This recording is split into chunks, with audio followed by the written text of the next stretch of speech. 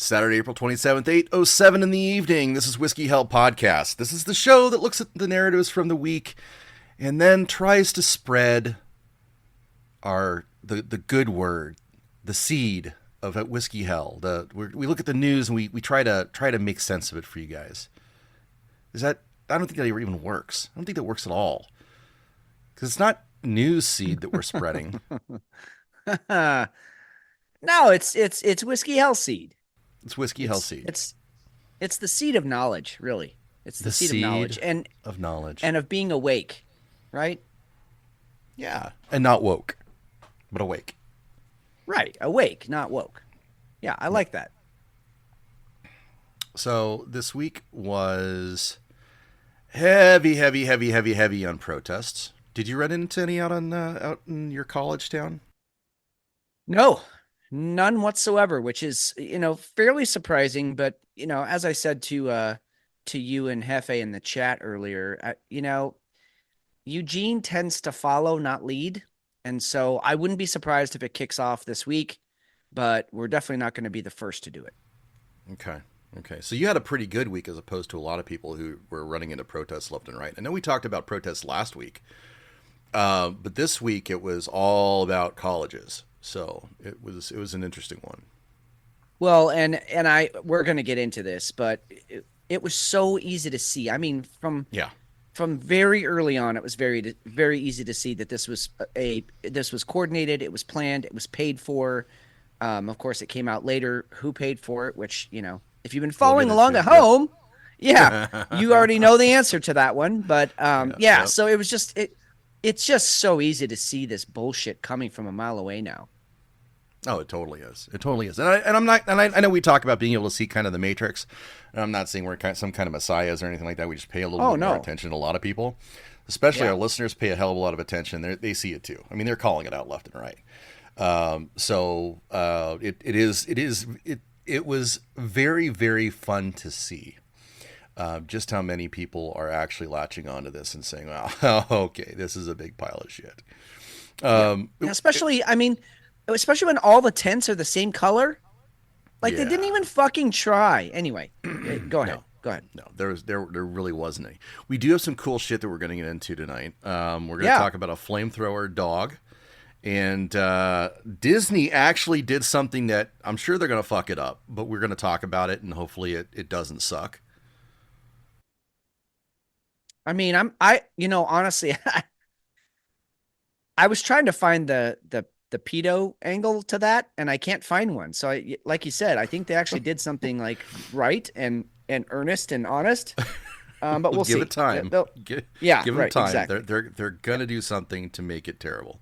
Of course. But we've got a ton to get into. We appreciate you guys joining us this week. We need to get into our beers, though. What beer are you drinking, Fitz? Yeah, we do. And get into my beer.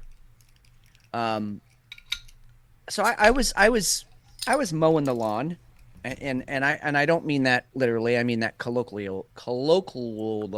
You know the word. I was manscaping.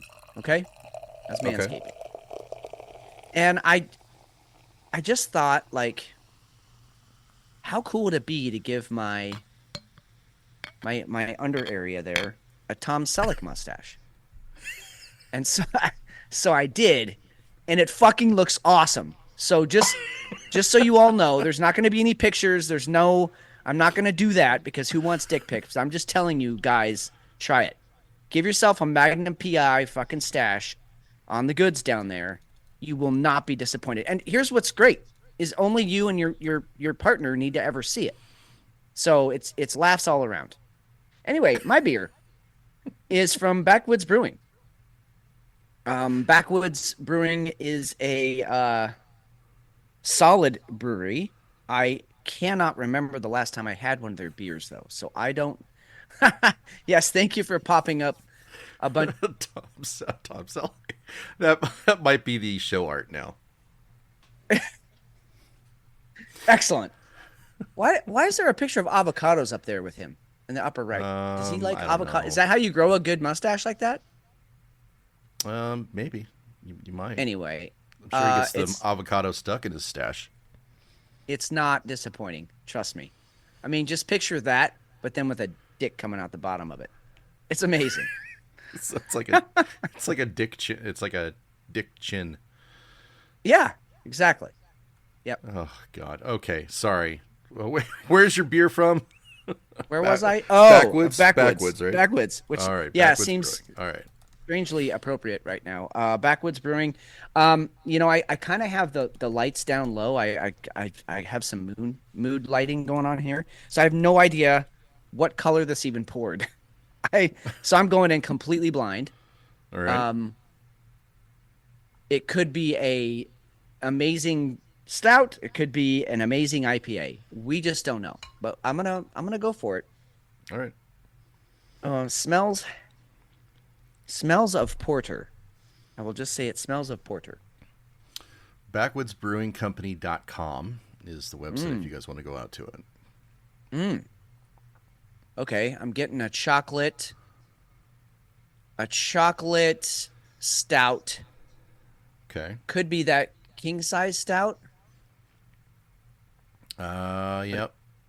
It Unless you got doesn't. some pecan in it. I might. Hmm. You know what? That might be pecan. Yeah, I'm gonna go with that. I'm gonna go with that pecan stout. Or was it a pecan porter? I didn't see. That one was no, that was a pecan porter, and then they had king size Yeah, I stout. don't. Oh, see, Was yeah, that's right there. That's a porter. That yeah, one, no, all the way at the bottom. Pecan pie porter. Yeah, yeah, yeah. Okay. yeah, this one, yeah. Yeah, I think that's what I got here. It like I said, it smelled of porter, and then the taste was definitely pecan. I gotta put some lights on here just so I can see what's going on. From Backwoods Brewing. I dig these guys just because they don't do a whole lot, but what they do very well. Um, and also there's something about their can art that's it's always just got trees on it. It's not particularly creative but there's something about it that's just it kind of captures the Pacific Northwest up here. So anyway, great brewery. It's definitely one that we're gonna have to go visit if and when you and Hefe get up here. I think you guys would really like it. The vibe of their brewery is very, all natural wood bar, very laid back. They usually have like, nines and tens behind the bar, Okay, which tends to draw nines and tens into the bar. So it's just good scenery all around. But anyway, yeah, great beer. Um, nice. the only thing that's a little disappointing. I'm not disappointing. I shouldn't say it that way. I was kind of hoping for something with a little higher ABV for my first beer, but that's what you get when it's a mystery beer. You just don't know. Sometimes you get a 5.9 percenter. Sometimes you get a 15 percenter. You just don't know. So Yeah, but anyway, at least you're starting off on solid ground, right? I mean, yeah, there's no doubt about it that that's a solid beer to start off with. yeah. And Well, and first world problems, dude. I mean, we've talked about it oh before, yeah, but up until very recently, it was hard to get over a 5% in a beer at all. I mean, right. up until about the last 50 years, they just didn't have the tech. They didn't have the know-how to get beers jacked up like that. So anyway, what are you drinking? So I have Mean Old Tom. This is a stout Oh, aged on natural vanilla beans, excuse me, from Maine Beer Company. Pretty neat that we're starting to get Maine Beer Company out here. yeah. Really good brewer. Little on the high end, I guess. I mean, this is how big is this bottle? Yeah, so it's almost 2 pints, and I mean it's about an $8, $9 beer. So They it's do, I what? think it's worth it. I wouldn't say that they're high end, but like just looking at that bottle, they just look classy. It's a, Yeah, it's they a are classy classy. brewery. Yeah, Yeah, yeah, and it's also a small brewery too. They don't they're yeah, not like this massive brewer. So which we love. very dry. You do get some vanilla.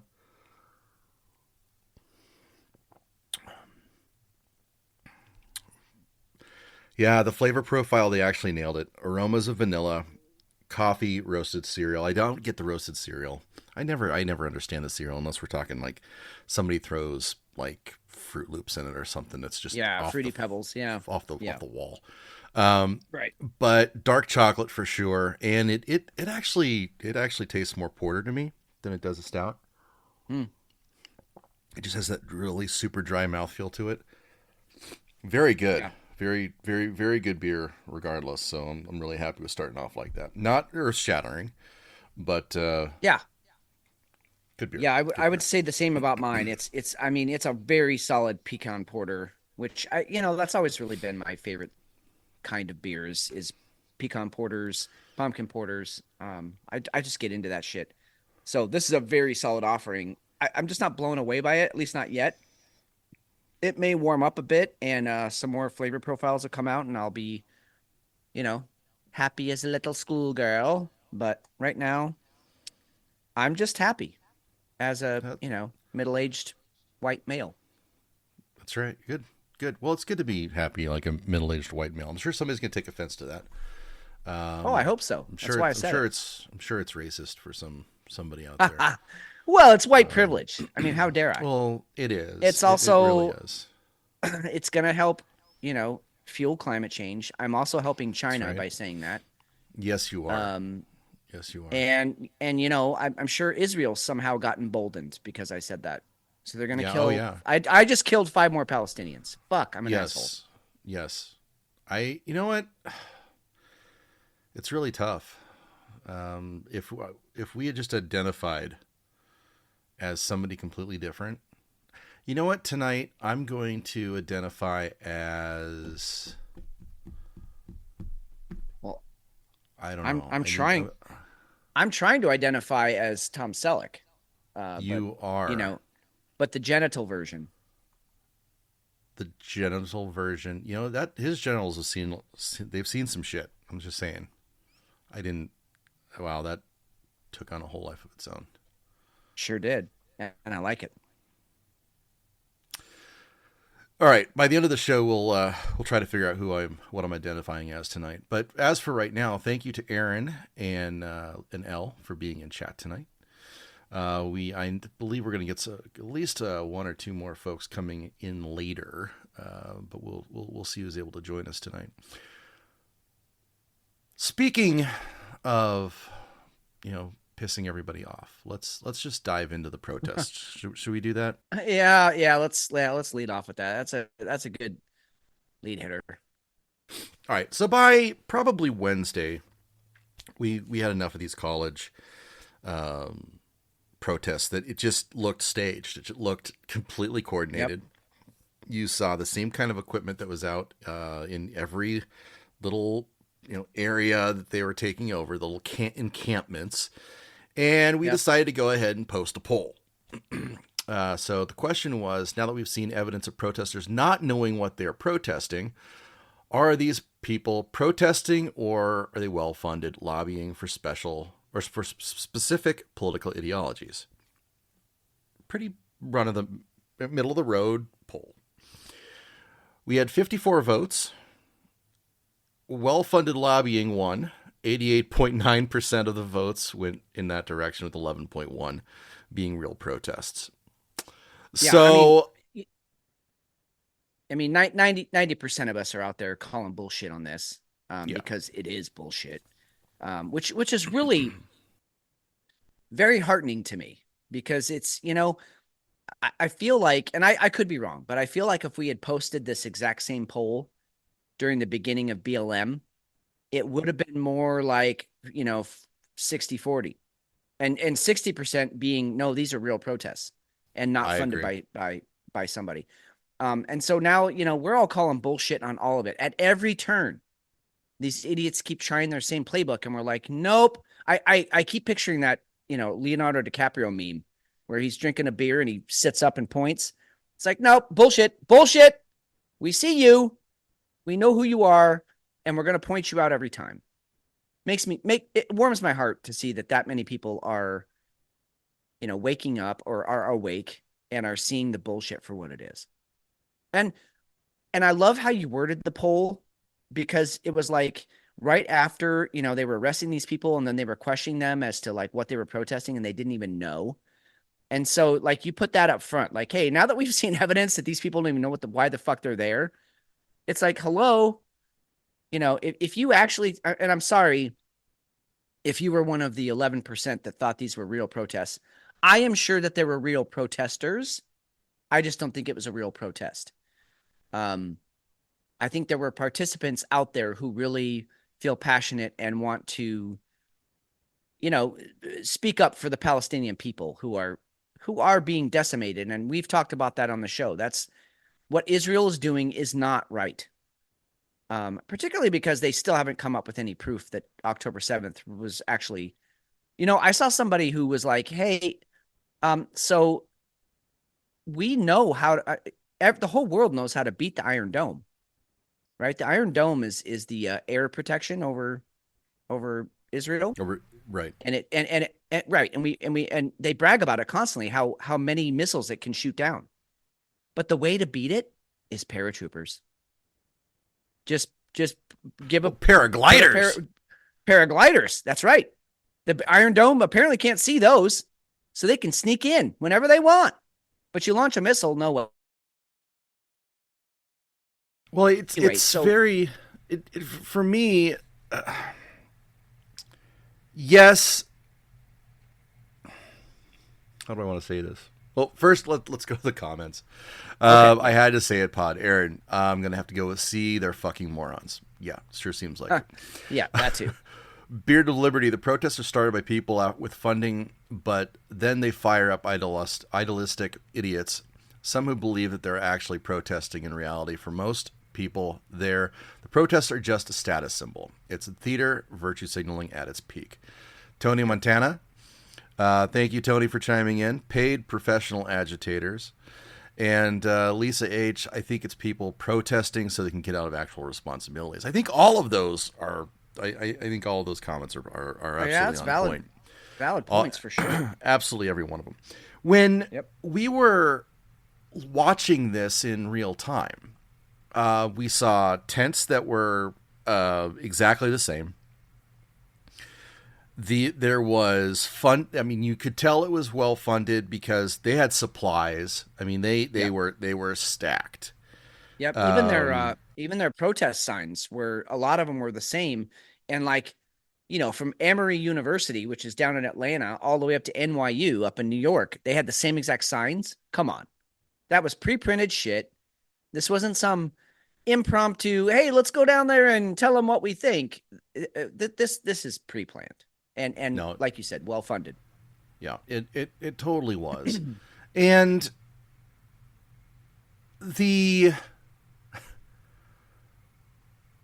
inability to make an actual point also screamed that it was completely staged, because there was nothing. I mean, there was so. I mean, after watching some of the stand up and the screaming that went on, it didn't make any sense. No, no, it didn't. And also, what else didn't make sense either was the uh, law enforcement response and the university response, because law enforcement showed up. I mean, essentially, these are just a bunch of screaming idiots, right? They set up encampments. Um, Cops showed up in riot gear. Oh yeah. Like riot gear, and fucked some people up. I mean, you saw people getting tased, you saw people getting picked up and slammed to the ground, you saw people getting picked up and carried off college campuses. Big deal. And then the university's response was, all right, classes are canceled, no more graduation. Classes are all hybrid, so you're going to stay at home and do online classes again, just like COVID.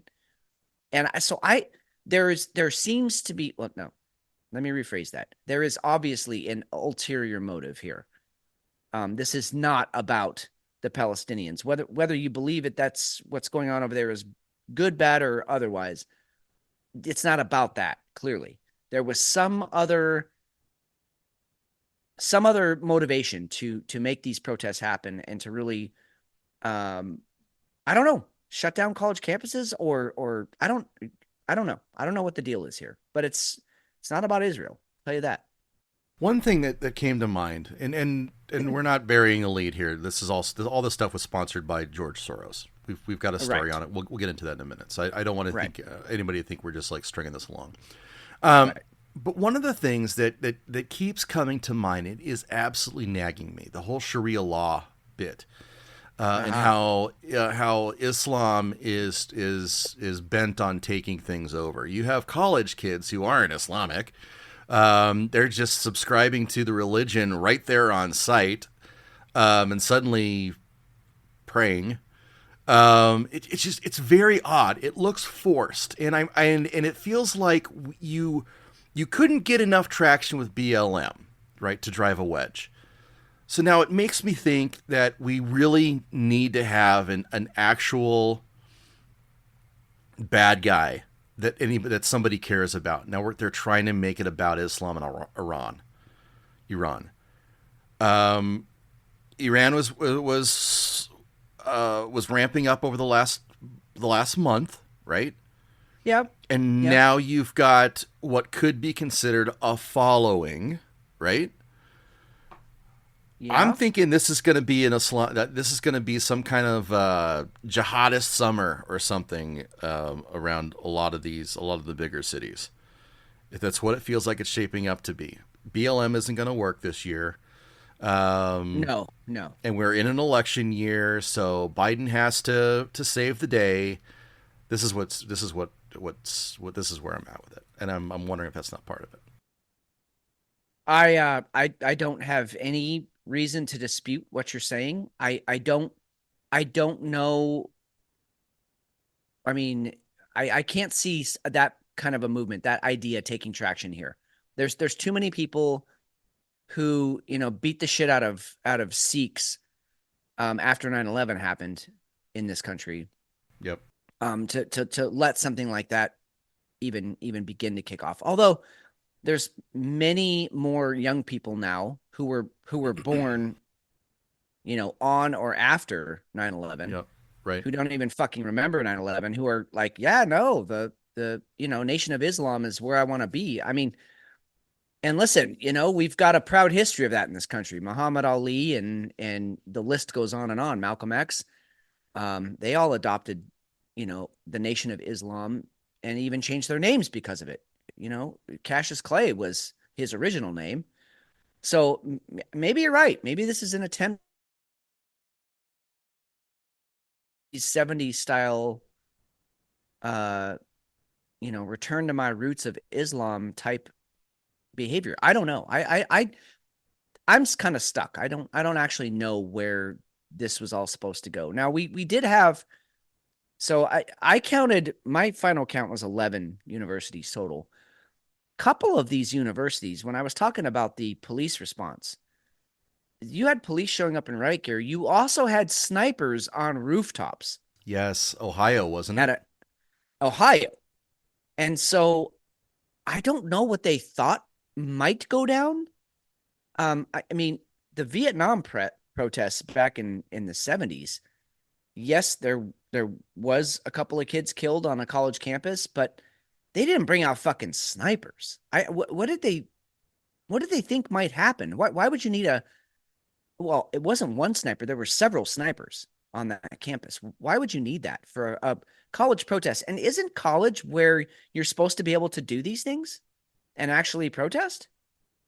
Like, aren't we trying to feed young minds, and aren't we supposed to disagree and have the debate on college campuses? Isn't that what a university is?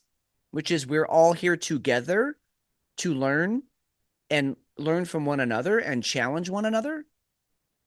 And I and think it then here is. comes riot cops and snipers. What the fuck? I think it is until you start seeing that half of the quote unquote protesters are hired agitators. So it's clearly not a college protest. And when you start But taking over things and you start taking, I mean, the Fashion Institute of Technology, that's trespassing that's happening there. They're storming buildings. There's a building, I think it's in the University of Texas, that's been absolutely trashed by quote unquote protesters. When you start getting activity like that, schools and they're gonna lock campuses down. They're not gonna let you just walk all over the place. I hear that, and I mean it's no better than you know people storming a state capitol or something like because these public universities are publicly funded and subsidized. And so to some degree, I mean, you and I went to a lot of different functions and concerts at Arizona State University long after we were students there, or I was a student there. I wasn't a student there anymore. We still went to concerts and did stuff on campus. And so, it's a public space. It needs to be a public space that is dedicated to students, but still it's a public space. But I agree with you. They shouldn't be allowed to come in and trash the place and, do that kind of thing. But I don't know. Just something like this pops up. Something like this pops up now. The timing of this is painfully obvious. It leads to more questions than answers. I don't think anyone really knows what the real motivation behind the motivation is. We know that George Soros funded this to some degree. We know that basically on average that over half of the people who were arrested were not even affiliated with the college in any way, students or faculty. So we know there's something going on here. I just don't know what. I haven't heard any compelling argument to make me go, oh, yep, that's it. I don't know. I don't know. So I just saw this. This is the PowerPoint that's online from George Soros's Rise Up Revolution. I'll put this in the show notes. I'm sorry I didn't find this earlier. That would have been good to take a look at. But here are their talking points. Welcome to the info session for the USC PR Youth Palestine Organizing Fellowship. You paid organizing time, mentorship from our staff, peer coaching, focus strategy and support groups and sessions, hub-wide trainings and convenings. Interesting wow language there. Yeah. Fellowship goals: build up local organizing infrastructure, build local organizing campaigns to shift power and change policy, equip organizers with organizing resources and mentorship relationships, develop the next generation of grassroots leaders, ages 15 to 35 and based in the U.S. So you notice they stay away from anybody who's has half a brain. Who's a free thinker. Yeah, a leader in a local org that has a base interested in Palestine, ready to build a campaign targeting government. We need to keep in mind here, George Soros he's so in bed with the WEF that this makes sense to destabilize, the U.S. and to do it that way. Clearly a communist ruling entity, period. It's the WF. But yeah, they're talking about paying $7,800 for their community-based fellows, and then for campus-based fellows, they're getting basically $2,800 to $3,600. Just for spending 8 hours a week organizing campaigns. So it's interesting. Yeah. Well, and I mean, I would like to sit here and tell you that when I was, 21 years old and going to ASU, that I would have not let $2,800 shift my political ideology. But honestly, I didn't know my ass from my fucking mouth then. And so, if a pretty girl came up to me and was like, hey, do you want to join my organization? Damn well I would have gone with or without the money. So I can see how a campaign like this could be very effective, especially on college campuses. It's just a shame that these young people are being led by the nose to something they don't even, I mean, as we stated earlier, they have no idea what they're even protesting for or against. They're just I just showed up to hold up a sign and yell. And apparently they got paid $2,800 for it. So very strange. I think, as a leadoff story, it was important because again, we talk a lot about narratives on this show. This is the show to not bust the narrative, but to at least expose the narrative for what it is. This one, if you're not seeing it by now, I got bad news for you. You ain't never gonna see it. Or you just don't want to. Right. This was a narrative all the way from start to finish, and I think this one just feels like a lead jab, right? It's an opener. It's just to test the waters. I agree. But I would really like to know what the hell is wrong with University of Washington. Oh yeah, I don't know. They have postponed their support of Palestine until they have more diversity. After a long discussion, we have to make the hard decision to postpone our action for several days. The school's Progressive Student Union announced Thursday, the day its UW Palestine encampment was supposed to take over a quad at 8 a.m. We want to make sure this encampment is better reflection of the UW community and having even greater unity with Muslim, Palestinian, and Arab students. So either the funding didn't get there or nobody wants to fucking do it. It's stupid. I don't know. Well, or everybody that's there is whiter than white, and that just probably that. Good. That's probably that. Yeah, that's exactly what it is. So this is not to be negative for protesting. No, at all. Protesting is fine and encouraged. Yes, it's encouraged. Go do it. Don't do it in the middle of the roadway where somebody's trying to get to work. You're just an asshole. Right. If you truly have something to say and you want to take over a quad, okay. But when you're being paid to do it, when you're lobbying, or let's just call it what it is, because in a lot of these cases, when you're destroying a building, it's called terrorism. Yep. And you're doing it for political or ideological reasons. It's no longer a protest. And if you can't see that you're being used, you're going to have a shitty life. After seeing how many people got taken to jail, like you were saying, so there wasn't any fucking around. There were cops storming these things. The people that went to jail, I don't think George is gonna bail them out. These kids are fucked. Nope, their legal fees are not going to get paid. No, they are fucked. Well, and at ASU, Arizona State, the cops set up a protective barrier while the frat boys took down the protest. Yes, which I thought was a great use of non-thinking muscle. But to your point, dude, I agree. I feel like our show is a form of protest. Absolutely. And so we are. That's not what this was. And it's this is a gross misuse of the First Amendment. Not because they don't have a right to say what they're saying, but because they got paid to say it. Exactly. You're saying you're spreading someone else's message. That's not what the First Amendment's for.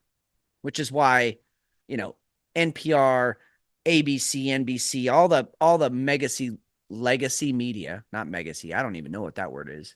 But all the legacy media sucks so hard because they don't even realize that there's someone else's shill, that they're spreading someone else's message. And so now all these, like you said, these poor kids that just got arrested, no one's going to fucking help you. You just got used, bro. You're done. And all we can hope for at this point is that turns them a little bit bitter and that next time they're not going to be used as easily. I don't know. We will keep watching it, and we'll see what happens during this next week. I got a hunch it's going to taper off, and it's just going to kind of turtle away. So we'll have to see, but we'll keep on it, and we'll see if we see anything else there. Yeah.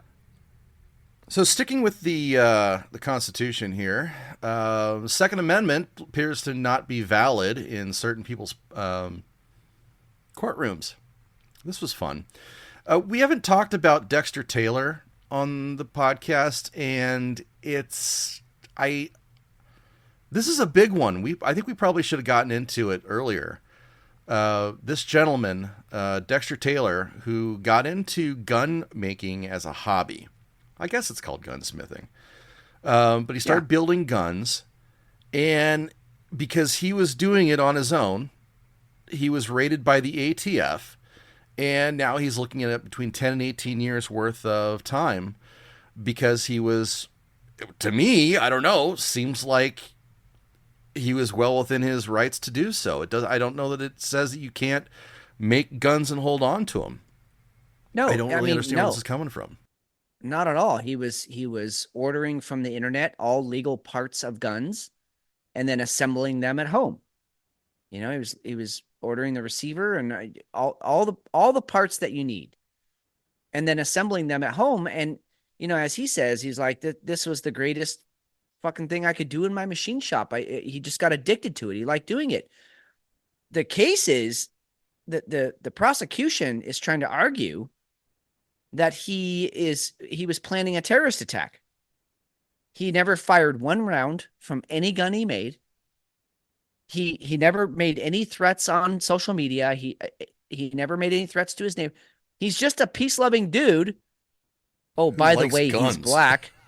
And he got into gunsmithing.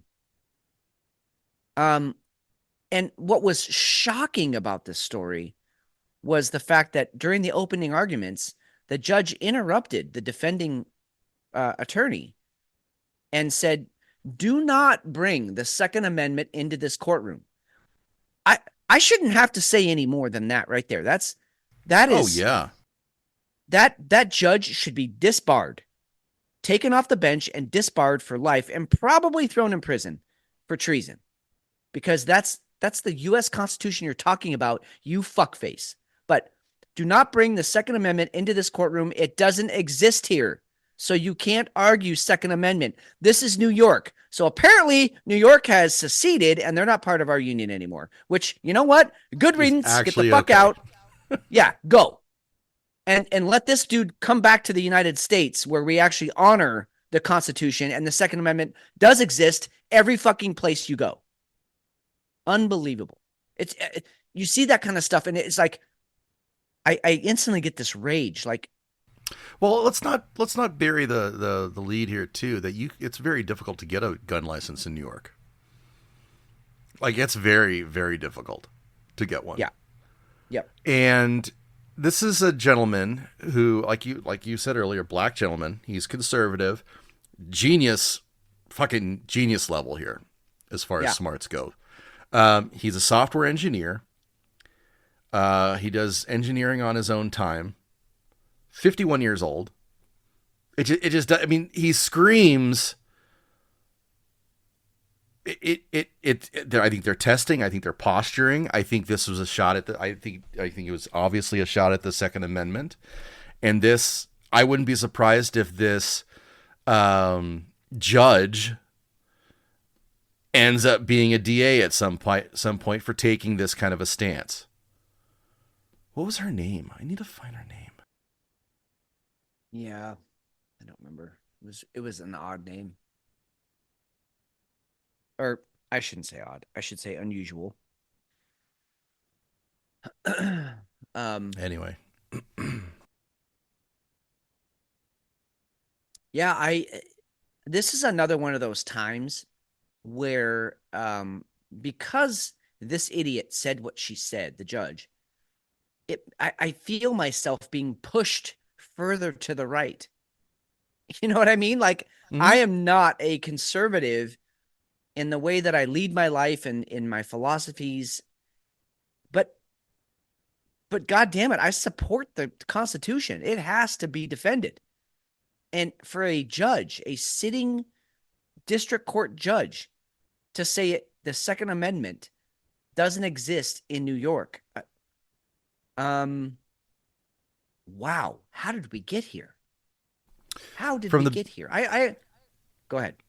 from the beginning of Taylor's trial, it was evident that the court would be biased against the defendant, according to Varghese, and that Varghese was his lawyer, who explained that 2 judges presided over his case before the current official, Judge Abina Darke, took over. The judge disrupted Varghese' opening statement multiple times as he tried to set the stage for Taylor's defense.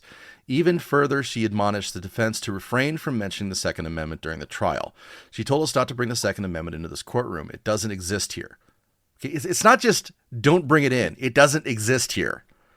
So you're directly omitting that part of your job. Yeah, you don't get to make that up. How do you get to be a judge and just say, well, I'm going to abolish certain parts of the Constitution that I don't agree with? What? You're supposed to be impartial, bitch. You can be political and still be impartial as a judge. That is possible. I've seen it happen. I'm not sure where those things got confused and why we've abandoned that.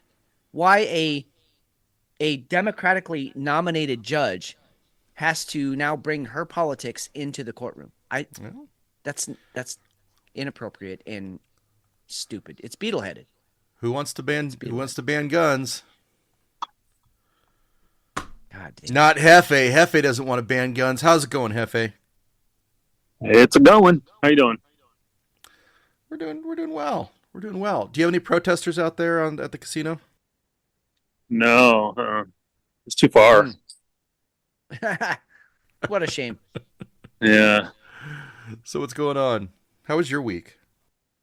I crushed some pussy today. You crushed some pussy today? Wait, what? Yeah. So.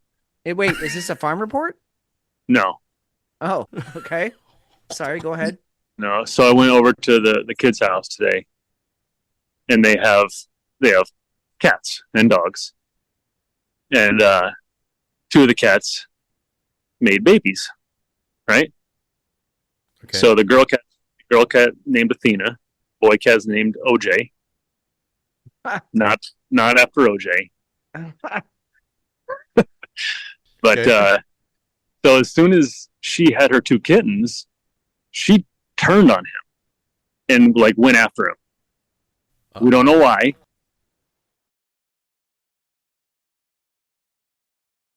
Right? So he has now become an outdoor cat. Or we bring him in and he goes in one of the kids' rooms and we keep them separated. So anytime he's in there and you want to go in there to say hi to him, feed him, let him out, whatever, you make sure Athena is locked up somewhere else. Okay. So I was there and I dig him. He's my favorite. OJ's a cool cat. So I was like, I'm going to go say hi to him. I look and Athena's walking away from me towards the other side of the house. And so I'm like, all right, it's all clear. So I go in the room, shut the door behind me, go in there and pet him, talk to him for a few minutes. And then I get ready to head out, open the bedroom door. Here's Athena, charging in. And if she gets to him, someone's going to die. So I see it and I kick her I pin her against the door with my right leg. So I'm crossing over, pinning her against the door on my left. And then I go down with my hands because I got to stop her. And she just goes. I mean, she got 2 of my fingers. She got my big toe on my right foot. She got my right arm. Holy but shit. I got her. And I'm like, somebody come help me. Because she hates me anyway. So she's not going to let up. And then the kid's mom came and got her out of there. And I cleaned up, licked my wounds. But yeah, that was my day today. Well, Jesus. I feel remiss if I don't say that,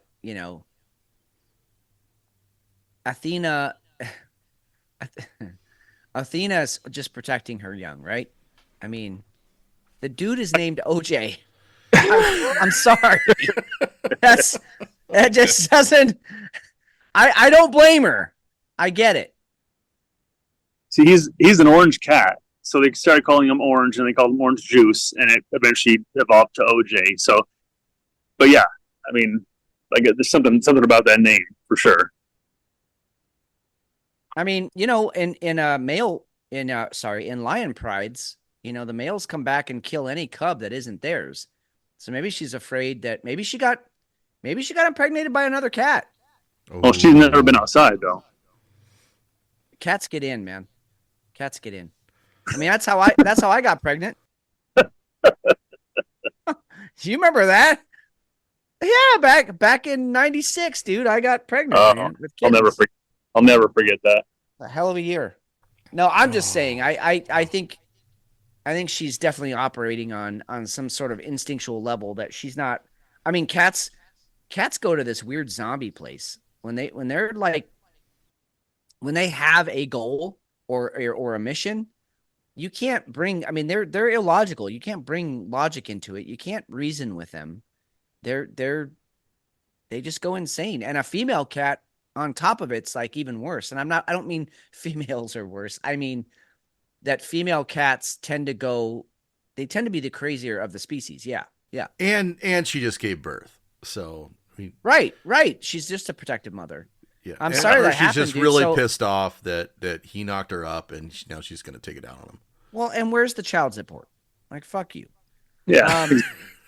So how many stitches? Did you get any stitches or? No, it's not that bad. But luckily it's on my left hand. My index and my middle finger on my left hand. But if it was on my right hand, that would just fuck with my dealing really bad. Yeah. I hate having like anything wrong with my fingers on my right hand. Jagged fingernail, anything, it just throws me off when I deal. Left hand just kind of pulls the cards out of the shoe. It's not a big deal. So I'll survive. Yeah, cat wounds are tough. Number one, because they tend to. I mean, they can scratch, but even a scratch is technically a puncture wound, and puncture wounds are always more painful. And then on top of it, then they have all the bacteria and all the shit that's on their teeth and nails that gets in there, and then it swells up. And I mean, cat wounds are always nasty, always. So how are you guys doing? I didn't get beat up by any pussy this week, but I beat some up. Hello. Heyo. No, I think we're good. We covered the protests at all the college campuses this week, and bizarre, weird, planned, paid for, all that. But that's about as far as we've gotten, really.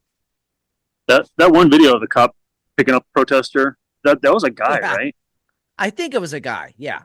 What a bitch. Oh, I thought it was a chick, or maybe. Oh no, I don't know. Think maybe it was they them something. Yeah, it was a they them, but it had a dude's voice for sure. It was a low voice. Some of the we should talk about that, because the open field sacking of one of the protesting quarterbacks tackle was fantastic too, by the Georgia State trooper. Oh yeah, dude, that was a great tackle.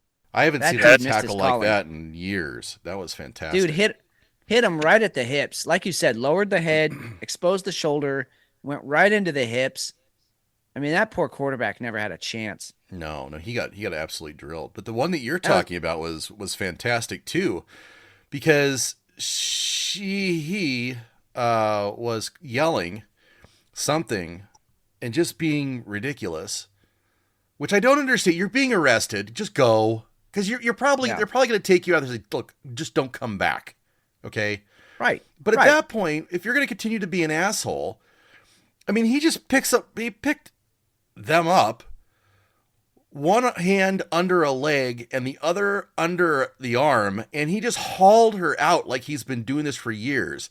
And that had to have been 170 pounds he was taken out of there? At least. I think, I mean, I was they were taller than he was.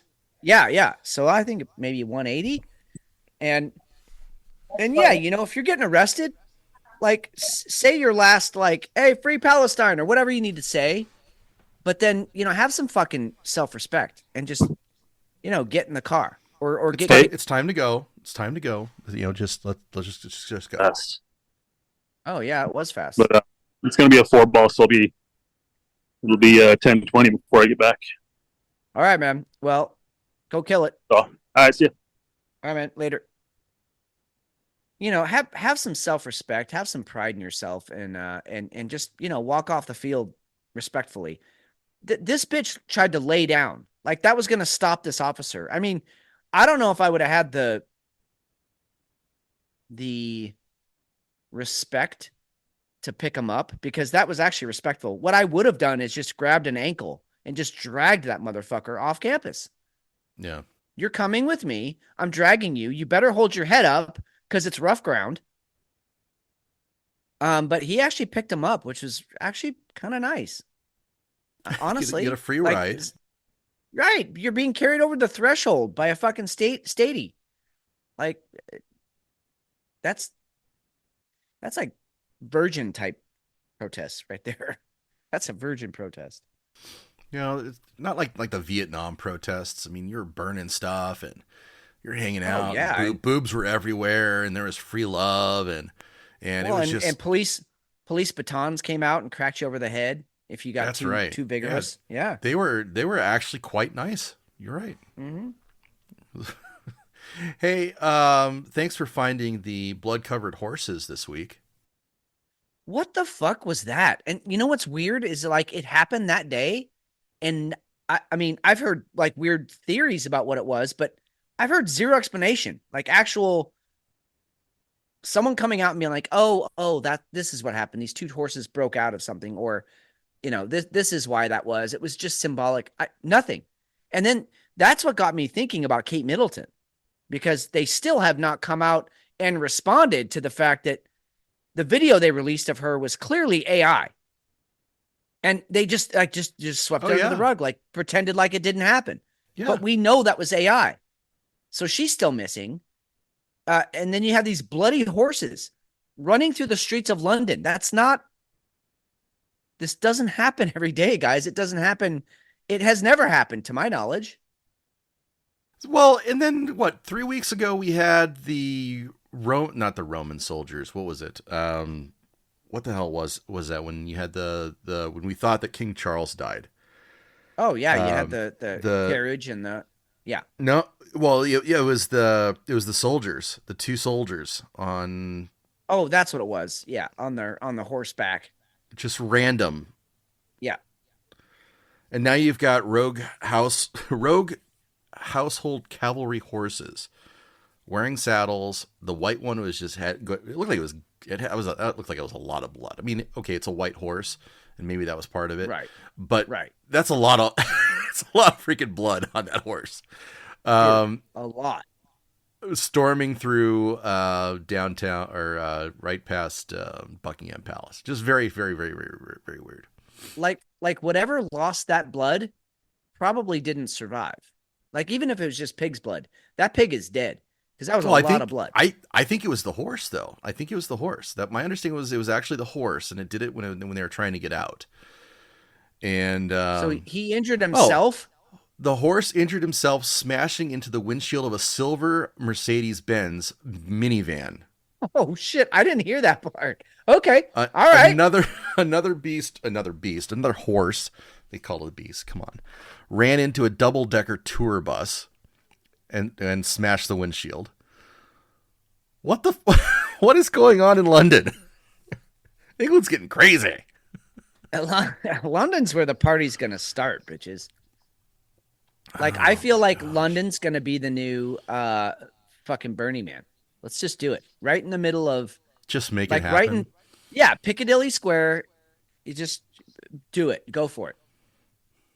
Or no, in Hyde Park. Hyde Park would be a great place. That place is kind of creepy in the day.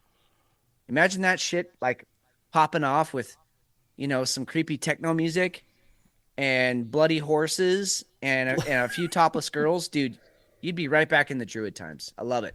That'd be a fantastic rave. Yeah. Why aren't any of those protests topless? Why aren't we doing that? college women. I mean, some of I mean, there's a lot of granola in there, so maybe that's not a good idea. But you would think that there would be some topless, like boobs for Palestine or something, pussy for Palestine. Or maybe I shouldn't have reverted back to that. I had to, but I probably shouldn't have. No, I'm trying to get creative with that. Like I don't know. There's Bombs, no word that boobs rhymes with for Palestine. bombs. Titties Nothing for that's like Hamas. let's see here. Hamas. Oh, tatas for Hamas. Boom. There it is. There it is. Done and done. I'm just saying. Just you heard it here first, folks. Yeah, I mean, I'm with you.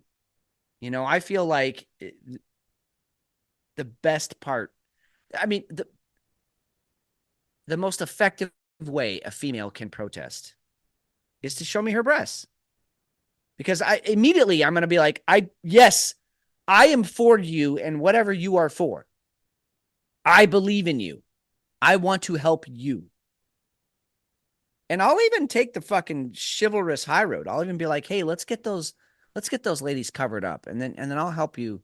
I'll help you with whatever you need help with. I'm because knowing that, like, I'm playing the chivalrous guy, but I'm going to get that bra off later. Aaron in chat. Of course, a lot of the 300-pound they thems. These things. Well, yeah, that's a good point. There's a lot of unattractive folks at these things lately. Hey, something that we didn't get into, and I know I was going to go down Javier Milei road with Argentina just as an update. We'll just call it. They've got a budget surplus, which is awesome for them. A lot of growing pains. 16 years, dude. Yeah. So that was fantastic. So there's a little blurb. We don't even have to do anything more on that. But tornadoes in the Midwest? If you're in the Midwest, which Jay Stash, we know you're not in chat tonight. I'm sorry, but I hope you guys are staying safe. Yeah, I think he had a pretty wild week, and those storms are slowly moving east. So I worry about our friends over at the Grays. Tap room. They're in Indy, Mike and Tabby right now, right? Well, they went to a IndyCon, which is great. They're winning an award, and they got some airtime. Props to them. Huge shout out to our friends over at the Grace podcast. You guys are killing it every week, and you know it, and we love you, and you know it. But yeah, that whole area of the country. Yesterday, some of the more wicked tornadoes I've ever seen. Nebraska, Iowa. Look at that solid line of red. That is so intense. And I mean, for any of you who have never been through a tornado, it's actually, terrifying just because you think it could be over. And then, the 2 or 3 that I've been through, nothing happened. Like I was fine. The air got sucked out of one room that I was in, which was kind of scary, but then it left and we were okay. But you always just think worst case scenario, like, holy shit, what if this just collapsed the building down on my head? Or what if I get sucked up in it? Like, where do I go? Wear some ruby red slippers and start clicking your heels together. Exactly. Like, do you wind up in Oz? Because I don't know. I don't know if I told this story on the show before or not, but I have I think he's like a second or third cousin by marriage, but he was out working in the fields. He lives in Kansas. He was out working the fields, and he just had to get this last bale of hay into the barn before this storm hit, because he knew if he didn't, it was gonna suck up all the hay, and that's like gold to them. So he's working on this last bale of hay, and a tornado touched down and sucked him up. And Whoa. He woke up. Oh yeah, he woke up 12 miles on a neighbor's farm, 12 miles away. Fuck that. He had a broken arm. That's it. A broken arm and some lacerations. And the storm deposited him. The tornado deposited him in another bale of hay. Like, he hit hay. Otherwise, he'd probably be dead. But that's what cushioned his fall. And his arm still doesn't work right to this day, because it broke in like 3 spots. Yeah, crazy nuts. Shit. Yeah. Well, I get to go to Texas on Monday. Yeah, you And do. we're going to have this shit going on the whole week. So I'm Yeah. not real happy about that. Which part of Texas are you going? I'll be in Fort Worth. Yeah, And, yeah, you'll be fine. I mean, I shouldn't say that. Texas, well, I Dallas Fort mean, Worth area does get hit occasionally. They yeah, do. it does. And then especially when you look at the storms that they just had, went right through Dallas. And Yeah. so we'll see. I'm not super worried about it because I'll be in the city. Yeah. And, tornadoes stay away from cities. That's just a Yeah, and scientific there's fact. places to hide in the city too. That's you know? right. That's right. There's breweries I can go to, and Yep. I'll just drink a lot, Yep. and then I'll go to the convention and drink a lot. But the storms, I mean the tornadoes, some of this stuff doesn't look even real. How crazy Dude. that stuff is. Oh yeah. I haven't. Have you seen any official reports? The one that hit near Omaha, Nebraska. I've heard it was an F4, but Yeah. that's not confirmed. I don't know for sure. I've But some of these things, the one that was in Iowa, fuck man. I mean we all know that, the quote from Twister, finger of God kind of thing. That one right. looked like that. It looked It like the looked yeah thumb. Yeah, yeah thumb of yeah God. yep. It was it was pretty scary looking. Beard's in chat now. Beard, have you seen any tornadoes? You guys getting storms where you are? Hey, yeah, welcome, Beard. And did you see while Beard's typing out his response here? Okay, Oh yeah, yeah, I he's pretty forgot. far south. He's down south. Okay. Yeah, he's too far south for this stuff. There's too much humidity in the air where he's at, which makes for sweaty days, but also tamps down the Yeah, but the wet twisters. nights though. Yeah, oh yeah, sure. I mean, I'm gonna have a wet night myself. But no, did you see the footage of the storm chaser? The dude was cruising down the highway and he was chasing this tornado, and a semi truck going the opposite way just got blown right the fuck over, and he had to swerve off No. the side of the road and just ended the whole chase. You look up storm chaser um gets hit by semi or almost gets hit by semi. It's pretty incredible footage because he's got his dash cam running the whole fucking time. And so you just see this semi just get blown over and just tip over almost on top of him. It was good driving, actually. He just missed it. Look, watch this. Holy shit! Well, he did get Yeah. clipped. It clipped a little bit. Holy It's like, yep, shit! no more storm watching. So go. I just reposted it. That's some Woo! bullshit right there. That's So I just dude, he had- posted it to X, so you guys can go to our feed and you guys can look it up. But oh yeah, my god, he had an angel on his shoulder that day. Yeah, Ooh-wee. And that's that was a jacked up. wicked storm. What's crazy is he's not even in like where the tornado was. He was trying to get to it. So this is outside the storm, the storm Yeah. cell, and the winds were that high to knock over that truck. Crazy. Well, look at this Lincoln, Nebraska one. Yeah, this Massive. one. I mean, it's- this that's guy in a just nuts. Subi he's just gonna drive right into the middle of it. The hell with it. I'm going for it. he better not. Oh, okay, he pulled That's over. that's that kind of If that backtracks, if that shifts, you're fucked. suction. These are well, yeah, huge. that's the thing. They're unpredictable. They don't go in a line. They go all over the place. Yeah, they go wherever the hell they want. And So make sure go ahead and just go on X and put up Storm Chaser, and you'll see all the stuff, all the footage from the last couple of days. It's pretty nuts. Yeah, It's great a very stuff. active. It's a hell of a start to the tornado season, though, or the weather season in Yeah. the West. Yeah, and let's not forget. I feel like it's worth mentioning here quickly, because in a lot of the comments in a lot of these videos, people are talking about climate change, global warming, and it's making more intense storms. That's not what's doing it. Okay, we are increasing the intensity of storms. I'm not denying that. That's going to happen, and we're going to keep seeing that. But it's increased energy absorption from the sun because we have a Correct. weakening magnetic field. So just keep that in mind. We're going to see some really damaging shit. And I'm sorry for all of you who live. I have family that lives in Tornado Alley, as you know. And I feel for all of them because they're just trying to make a living. They're just trying to do their thing. And then, an act of God, Nature. of, Yeah. of nature, yeah, just comes down and wipes out your whole. I mean, that's tough. Okay, Shit. that was. Did you see that? That was the other end of that. Yeah, I did not see that side of it. That truck just got blown away, literally. Look at it, it's just being dragged across the grass like it's a fucking dog toy.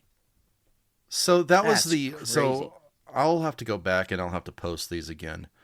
Wow. I'll put them in show notes because that was. This is off Look of at that Storm monster. Chase TV. Look at that monster.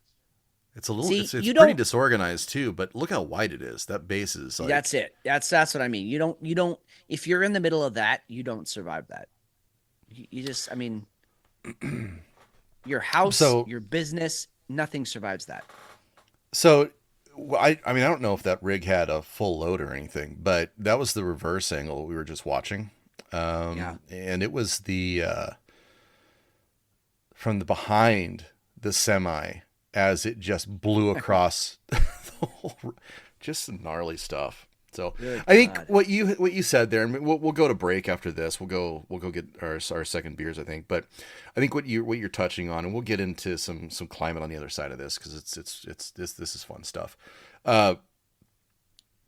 Yes, it's bad. Yes, it seems like it's more than normal, but like you were saying about our dealing with a lack of magnetic field. The Earth is so much closer to the sun right now, and all these things are coming at a perfect storm. Sorry for the. It's just So to speak. just keep it in perspective. This isn't Yeah, climate and just change. It's not. It's right. this is weather. happens. Yeah. This is weather. It's localized weather.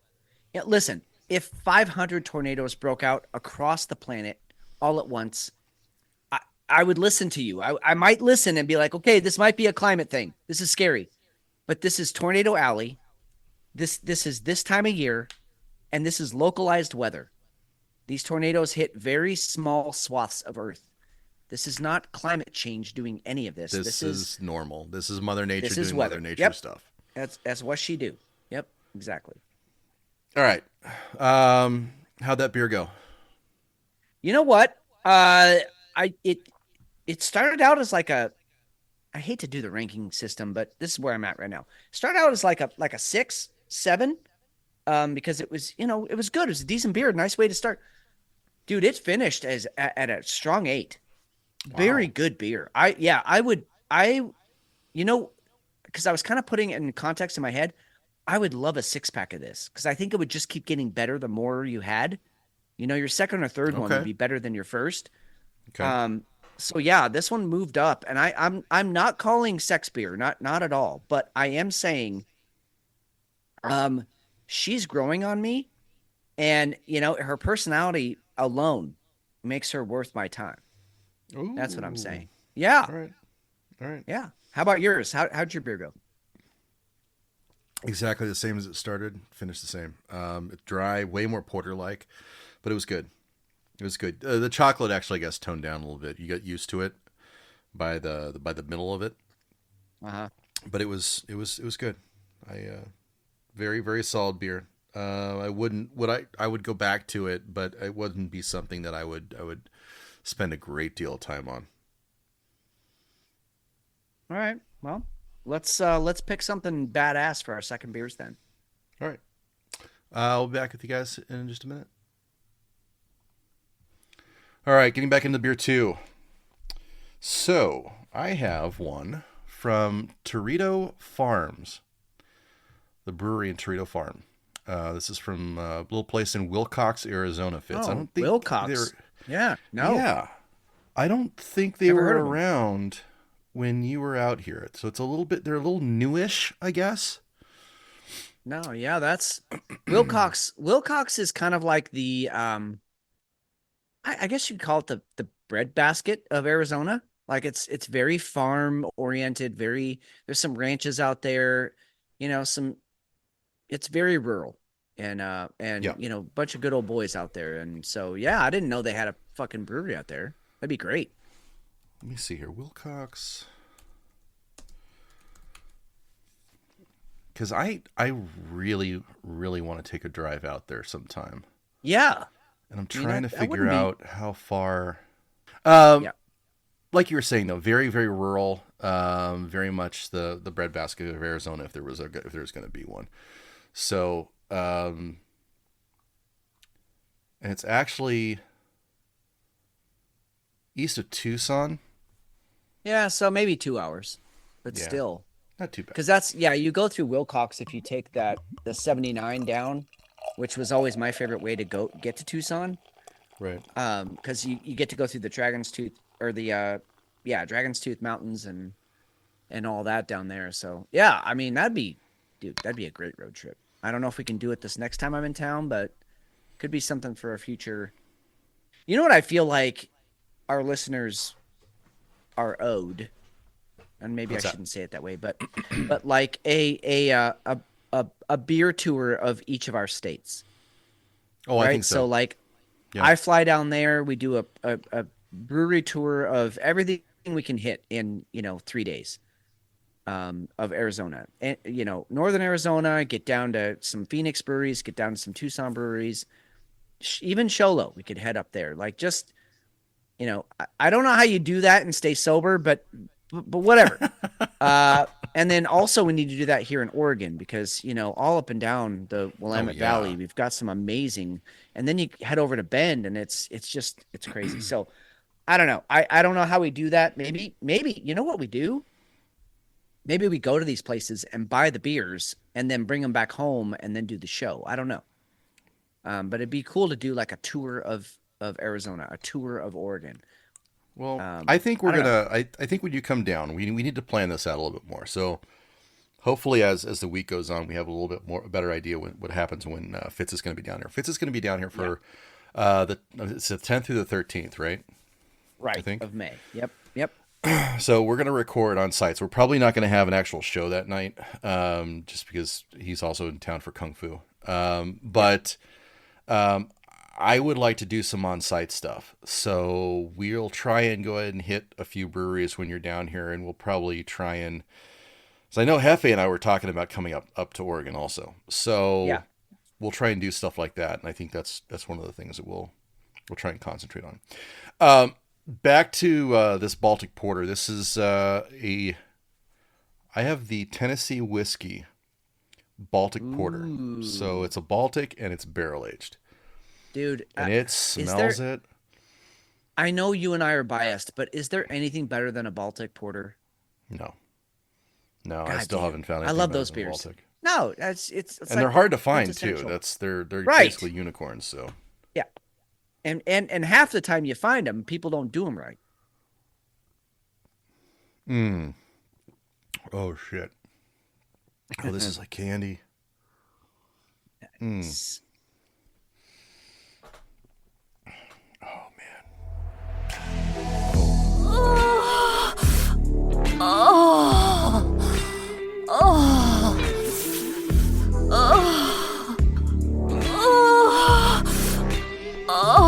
Okay, over there.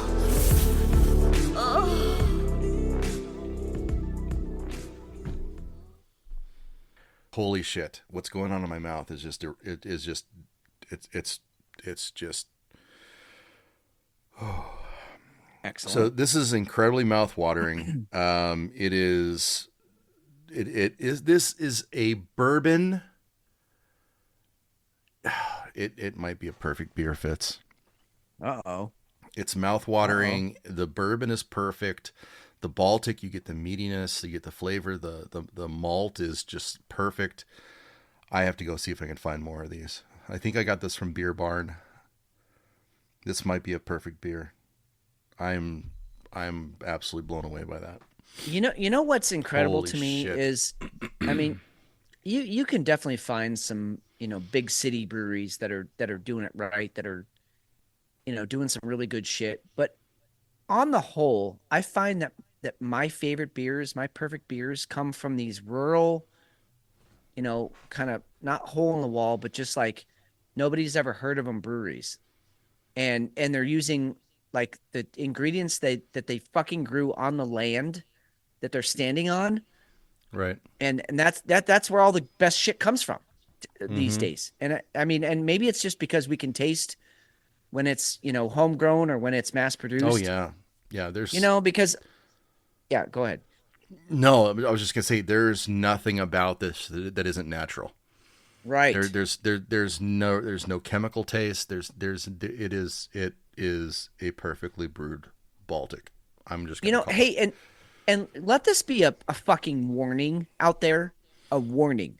I'm putting you on notice. And I know some of you brewers out there, you don't know who Fitz is. You don't know who McShane is, are. You don't know who we are. That's okay. You don't have to know who we are. I'm just telling you, I'm putting you on notice. And I'm going to use Stone Brewery, an arrogant bastard, as the poster child for how not to do it. Okay? Arrogant bastard used to be my favorite beer on the planet. It was good ingredients, it was brewed right, and then you fucking sold out, you bitches. And now the shit that the swill that I get in the store, that it's half the price of what it used to be. You Right. think that half the price is going to make me still want to buy it? No. I can taste the difference, you assholes. You're using fake shit, you're using malt liquor. I don't like it. I'm not buying your shit. I haven't had an arrogant bastard in 2 years probably now. And Mm. I used to that was my go-to. I loved it. That was the quintessential, barley wine, American strong ale.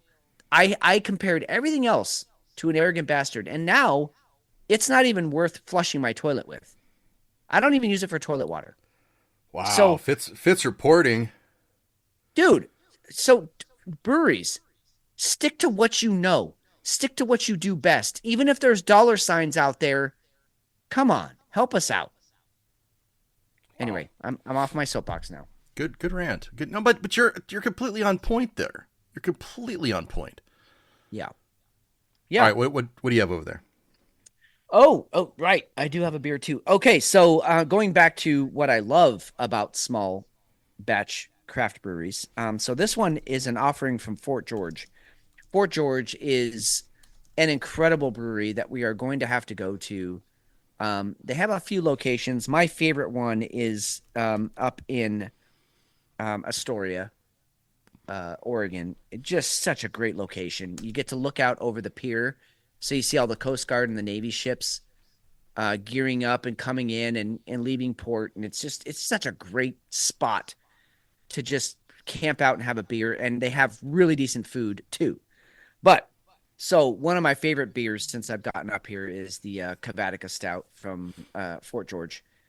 Um, Fantastic dark stout. The Cavatica it's a really, particularly deadly Black Widow spider, particularly deadly version up here, native to the Pacific Northwest. The Cavatica. Anyway, they made a stout out of the namesake of the Cavatica, and it's a potent stout. You've had one when you drink a Cavatica halfway through, you know that you're in for it. Which is great. So I've always loved, like, it's kind of one of those beers where I'm like, this was a tough week, I'm grabbing a 4-pack of the Cavatica, right? Well, kind of following after Great Divides, Yeti, other great breweries that take their Cavatica base beer and they do something with it. This is their brand new thing from Fort George, the coconut Cavatica. So Ooh. this is an American stout with coconut. That's all it says. That's the only introduction you get. No fanfare, no poetry. It's just an American stout with coconut. And this is my first tasting of it, so I'm very excited to have this beer. And dude, it was fucking cheap.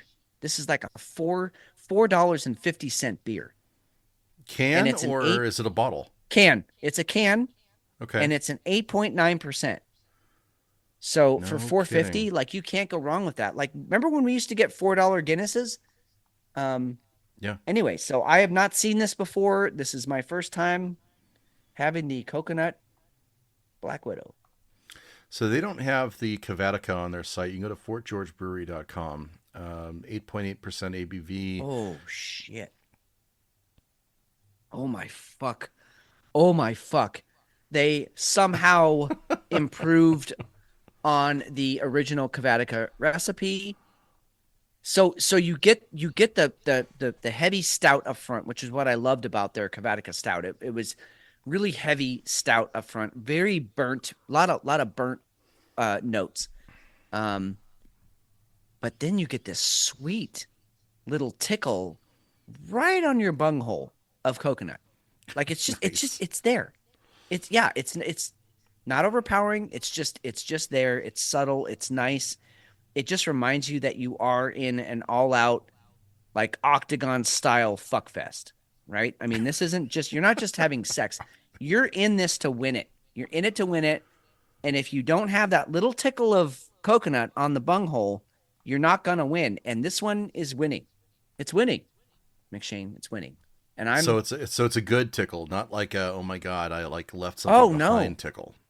No. Okay. This is the hot nurse that comes in and says, we're going to have to do an entire exam of your prostate, rear and front, and I'll help. That's what she's saying. That's what the coconut is saying. I'll help. I'm here for it. I am here for it. Wow. Wow. Honestly, dude, I'm fucking surprised. I didn't think they could improve on that recipe, but this is superior. Really good beer. You need to write for it, George. First of all, Beard Bunghole Tickle is a good band name. Absolutely. Oh, totally. Totally. But you should write for it, George, and say you guys need to change that to Bunghole Tickle, because that's what it made you feel like. No, I mean, I got tickles from one orifice to the other orifice. Really, really great beer. Wow. Awesome. All right. So I want to go into paid TikTokers. Can we do that? Yeah, let's do that. I real quick, I do want to tell you, the hairs on Tom Selleck's mustache are standing on end right now. That's how good this beer is. Wow. Anyway, Go ahead. All right. Well, here's all. This is Farha Khalidi. Tell us how the Biden administration was paying her to engage in identity politics and sell their message. Started as a TikTok person, right? Or you started OnlyFans when you were in school too? No, I started TikTok like the spring semester of my senior year, and I was like, fuck, I finally have to start applying for law school. And then like, female privilege, life is so easy for a, woman. Obviously, I lucked out. I'm just kidding. I lucked out. And then, TikTok was basically full time for me. I think I was taking ads by the time I graduated college from like the Biden administration and Planned Parenthood and like dating apps and stuff. So it was like fully financially, sustaining. So you were getting, the Biden administration was buying ads from you? Yeah, I was doing full on political propaganda. And they would really with like what kind of like Biden created 10 million jobs this year. Honestly. And the funny thing is they're like, do not disclose this is an ad because, they're like, technically it's not a product. So you don't have to disclose it's an ad. Because I think they just wanted like some edgy girl of color to just tell people, like when they nominated like Ketanji Brown Jackson, they're like, can you say like as a person of color, that you feel reflected? And it's like a white woman emailing this to me, and she's like giving me this script, and I'm like, no. And she's like, please. And I'm like, no, I'll like talk about the news of it, but I'm not gonna be like, I'm not gonna have a white person tell me to be like, this is how I feel as a person of color. Like it's just so, I think that blackpilled me slightly on like, political propaganda stuff. So the Biden administration sees, here's this young, yeah, I mean they use like a conduit. It's not like, you know what I mean? It's not Biden, but it's like a third party. You know what I mean? It's like a media company that's doing it on his behalf. I'm not blaming him for this. Yeah. And the message is like, because you're a dark-skinned woman, you will be inspired by Ketanji Brown Jackson and all the kids should support her. Yeah, they're like, basically as like another black person, just say that like you feel reflected by Ketanji. I'm like, no, I'll talk about like Ketanji's background and her accomplishments, but like I never, you know what I mean? Like I'm not going to say like the corny stuff. Even if it was a brown person emailing it to me, I'm like, no, that's not like how I feel. Like I don't look at like Ketanji and feel like, wow. Yeah. See? So we've been saying it forever. It's just a matter of shifting the money from MSNBC to a TikToker, a talking head. Yep. To the influencers. What's shocking to me is like, you hear Gen Zers really railing against and not wanting to participate in partisan politics, right? It's not about the color of my skin or my sexual orientation or, blah, blah, blah. We've all heard the bullshit. And yet it clearly must matter because they went after this girl. Listen, if this girl popped up on my TikTok feed, my first thought would be she's gorgeous. I mean, she's a smoke show, right? She's beautiful, and she's talking about something, and I don't care the color of her skin I would care about, and I'm not I promise I'm not trying to sound like MLK here, but I would want to concentrate on the content of what she's saying, the content of her character, and either I agree or disagree. Either way, at the end of that video, I'm still like, she's still fucking gorgeous, and she's very charismatic. She's still someone I'd like to talk to. I'd buy her a drink, see if she'd talk to me. And if she says no means no, that's cool. But I would still try. The fact that they are up front, the flimsy thing they're going to put up front is that we shouldn't care about color. We shouldn't, we should be promoting everybody equally. Then why are you recruiting a dark-skinned woman to endorse a dark-skinned candidate, right? It's exactly. It's the thing you don't want to have happen is now what you have become. You are that thing. You're racist, and you're a fucking asshole. And it is Biden. You don't get to separate yourself. Just because your team is doing X, Y, and Z doesn't mean that you're the head of it. You could say no. You're the fucking president. Yep. There's no reason you couldn't stop any of this. Unreal. This was fantastic, too. Yeah. Inside the failed White House coup plan to oust Biden press secretary Karine Jean-Pierre. She has them by the balls. She is not going to leave unless you're willing to fire a black lesbian. Yeah, that's it. They're that's not the going to be able. There's going to be some kind of a hit. There's going to be some kind of a hit. She literally checks off every box there is to check off. Yeah, absolutely. She's a minority on like 3 different levels. Yep. And so they can't fire her. And I'll give her this. Like, she's a moron for just reading off the prompt, but she's not. She knows how to play the game. And she's a master of the game, and they're not going to get her out of there. No way. I am absolutely loving it, because now we know that they've tried to get rid of her. Yep. Okay, they've tried. They all of her buddies, the White House had their buddies come to her and say, "Hey, this would be a great time for you to exit. Would you like to go do this? Let's go and get you a job someplace else." There is going to be a scandal. Either she's going to get caught with somebody. She's going to get caught doing something. Yep. There's going to be a drunk driving charge. Something is going to happen. She'll get in an accident. Yes. She'll get in a car accident. Yeah.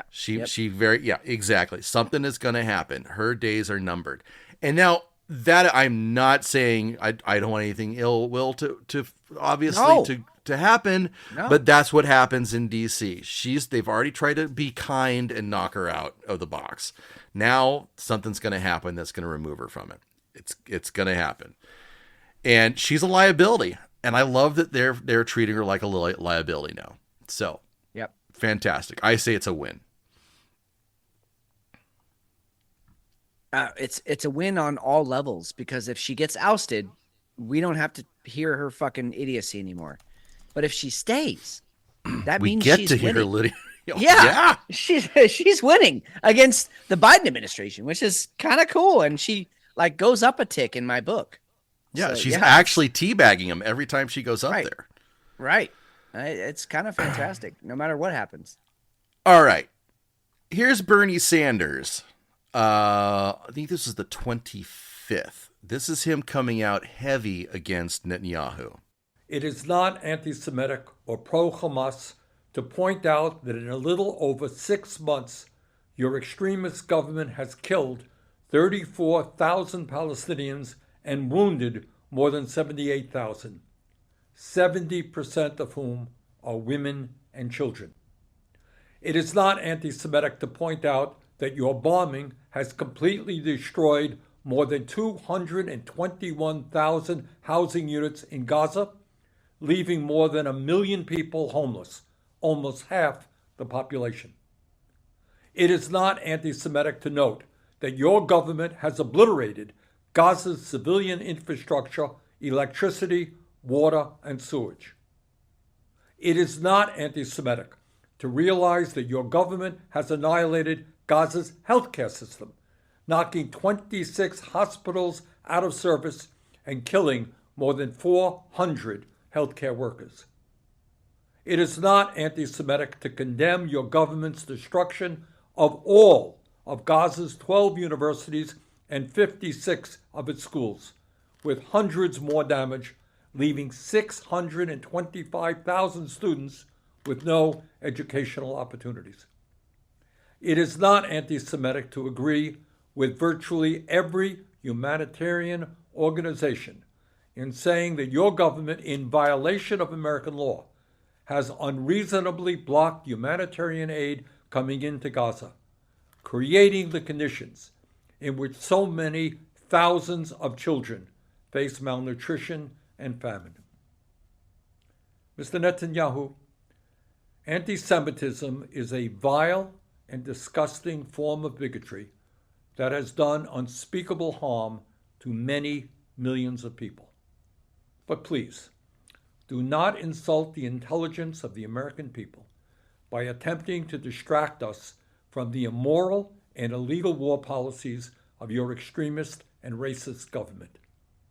Do not use anti-Semitism to deflect attention from the criminal indictment you are facing in the Israeli courts. It is not anti-Semitic to hold you accountable for your actions. Okay, now, a reason I play this is not just because, okay, the message, whether you agree with it or disagree with it, whatever, right? But it's very damning of Netanyahu, right? Yeah. And then what happens? Yeah, the very next day, you start seeing reports about how Bernie was allegedly a child rapist 30 years ago. The very next day. Dun, dun, dun.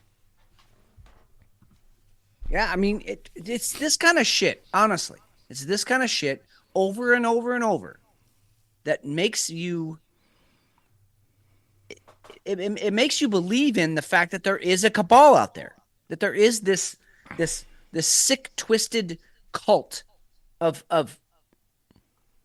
I can't even call them people, man. Just beings who are sick and twisted and evil, and they're doing awful things to people of all ages, but especially kids, which is what triggers me. And as soon as you cross them, they're gonna bring up shit that they probably, cornered you with. They set you up. They've got blackmail. Yeah, they've got blackmail. We saw you do it. We've got the tapes. So you either do what we say, or we're gonna come out and we're gonna hammer you. Yep. And so as soon as you speak out against the cabal, then you're getting hit across the face with a baseball bat full of kiddie porn. Mm-hmm. And I mean, and it keeps happening over and over and over. And you just, number one, who the fuck are these people? Like, what households did they grow up in where they thought it was okay to do this to kids? Number two, these are the people that we quote unquote elected. Why are we electing pedos? Like, what is happening? Apparently, Israel's cabinet ministers can't drive a fucking car. Or somebody's trying to take him out. Yeah. This happened the last 2 days in a row. The security minister, Ben Gurv? Yeah, Ben Geir? Yeah, I don't know how you say that last name, but yeah, Ben Gurv. I don't know, dude. Aren't you part Jewish? Yeah, I did you miss that part? I missed as well as many other parts that I missed. I never got the language here. I'm pretty sure it's Genverv.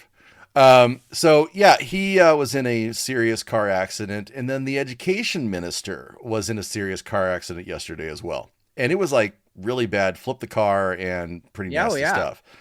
Are people trying to take out Yeah, I don't know because I did some deep digging and there was actually a third one of a Really? IDF. Yeah, she was a IDF member who was speaking out against the atrocities that were being committed by the Israeli army in Palestine. She spoke out against it publicly, and then her car crash was fatal. She's dead. Huh? And I need to find that article and post it to our show notes. But yeah, she was she was in the IDF for like 11 years. Like she was like, okay, this is my career. I'm gonna move up. And then she saw what the fuck was happening, and she spoke out against it. And it was like 28 hours after she released that, she was dead. She's gone. And then these two happened. It's very, very suspect. Little conspiracy theory on all accounts. On all accounts, right? Even the Bernie thing. Sure. Very Sure. conspiracy theory. We're not we're not saying Bernie did that, but you look at the timing of things that just suddenly pop up. Bernie, obviously, Jewish heritage as well. Yeah, just very, just fascinating stuff. Just so fun. Just amazing. Well, especially when you're, eyes wide open, kind of paying attention to this stuff. It's like, what other conclusion could you come to? Yeah. Like, I'm not saying it's a fact. I'm just saying, what's the other explanation? They just all suddenly forgot how to drive? I don't know. Oh man. Should we? So we've gotten what else? Yeah, what else we got here? What do we want to hit here? The fact that the Australian Prime Minister wants to ban memes. Do we want to? Yeah, let's get stupid. let's get stupid. Okay. Yeah. Let's go So stupid. the Australian Prime Minister calls for a ban on memes. It's hateful. It is. I mean, this is legitimate stuff. The Australian Prime Minister appeared to call for a ban on memes on social media Wednesday as his government continues to go full assault on a freedom of speech online. During a press of all, appearance, wait. Hold on. Go back up. Can we address? he looks like the guy from Indiana Jones.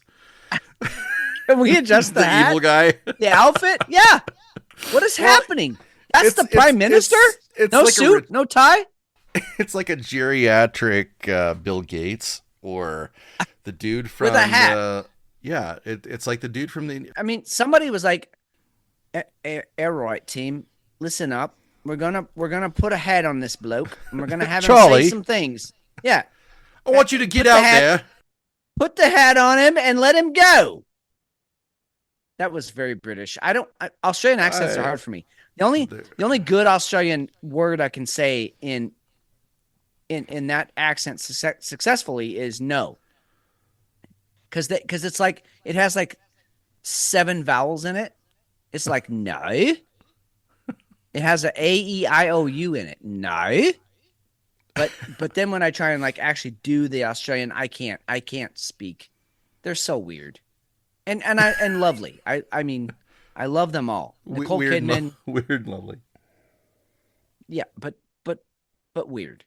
But why? What's with the hat? Please tell me.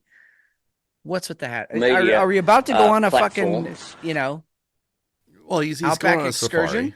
Yeah, he's going on a safari out in the outback. Well, let's listen to him. Let's listen right. to him. Here he is. What do you have to say? Media platforms have a responsibility to make sure that misinformation isn't got out there. I noticed today, for example, on the way up here, they've removed various sites that were up containing fake images of myself superimposed on other people.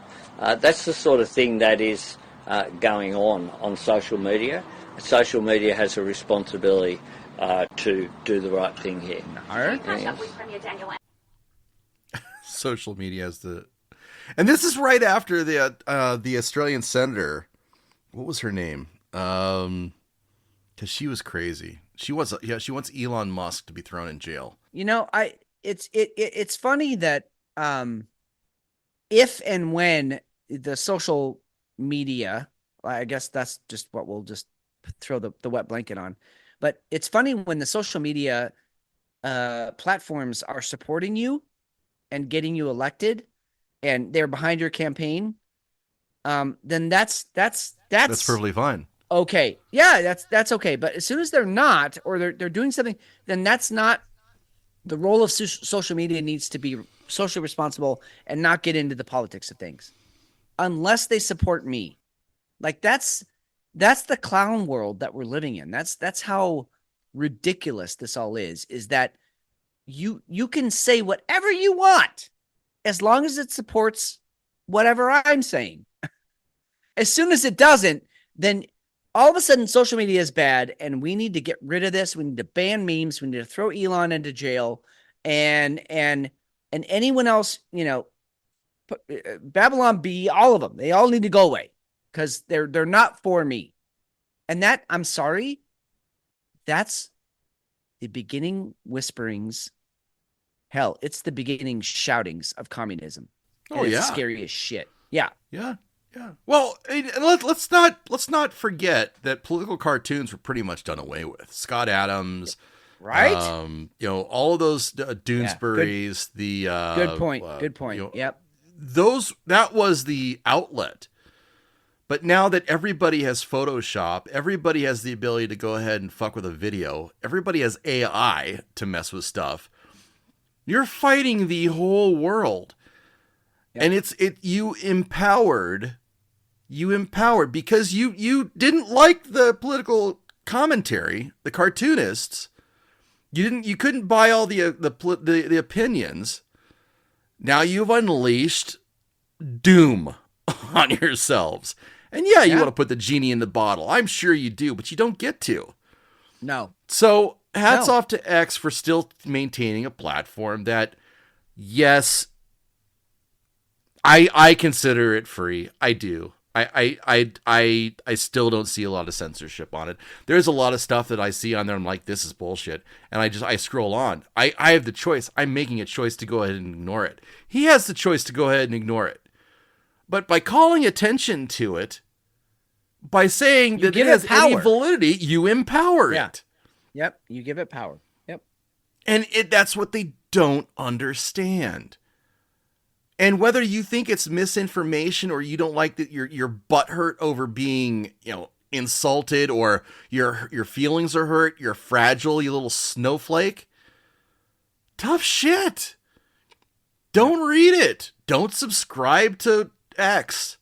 I know you want all of those eyes, but if you want the eyes and the brains that are behind them, you're going to have to deal with that. You're going to be made fun of.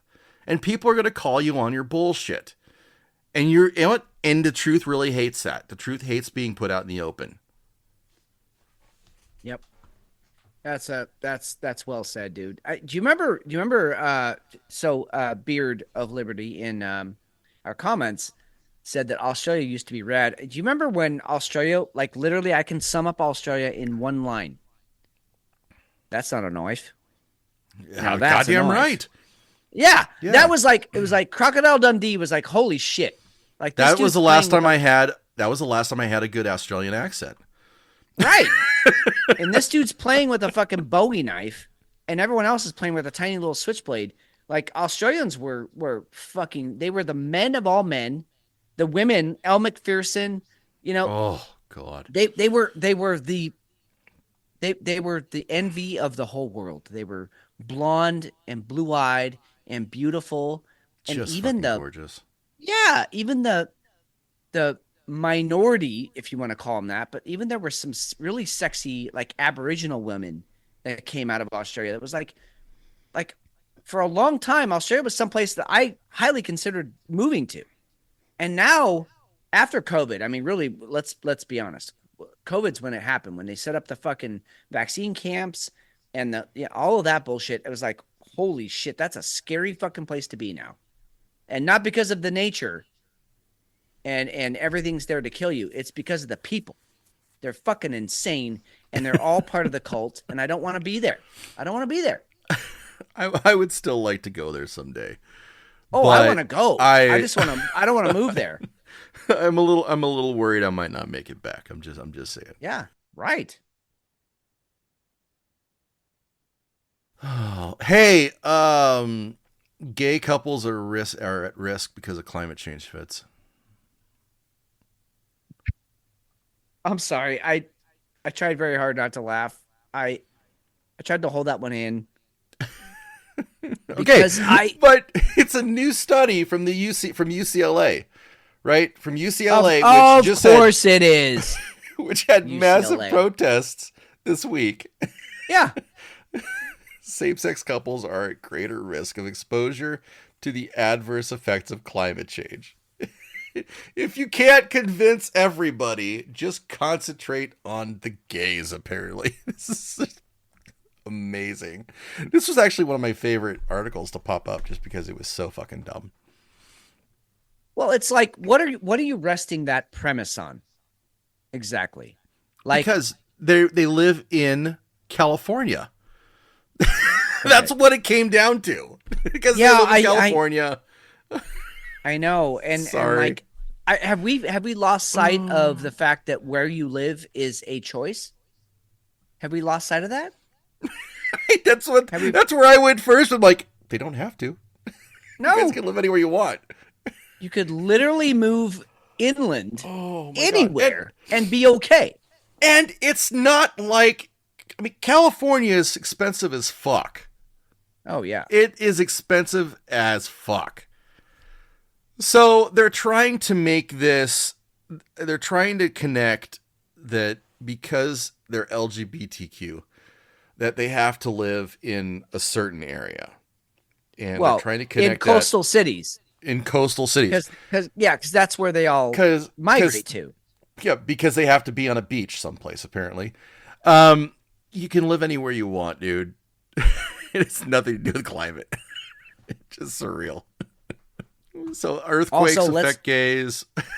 Let's not forget that the LGBTQ, I wanted to say that very specifically, that community makes about, and I don't know why this isn't being brought up, because we hear a lot about the fact that there's a pay gap between men and women.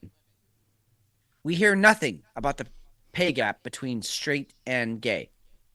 And the LGBTQ community makes about 20 to 30% more than the straight community.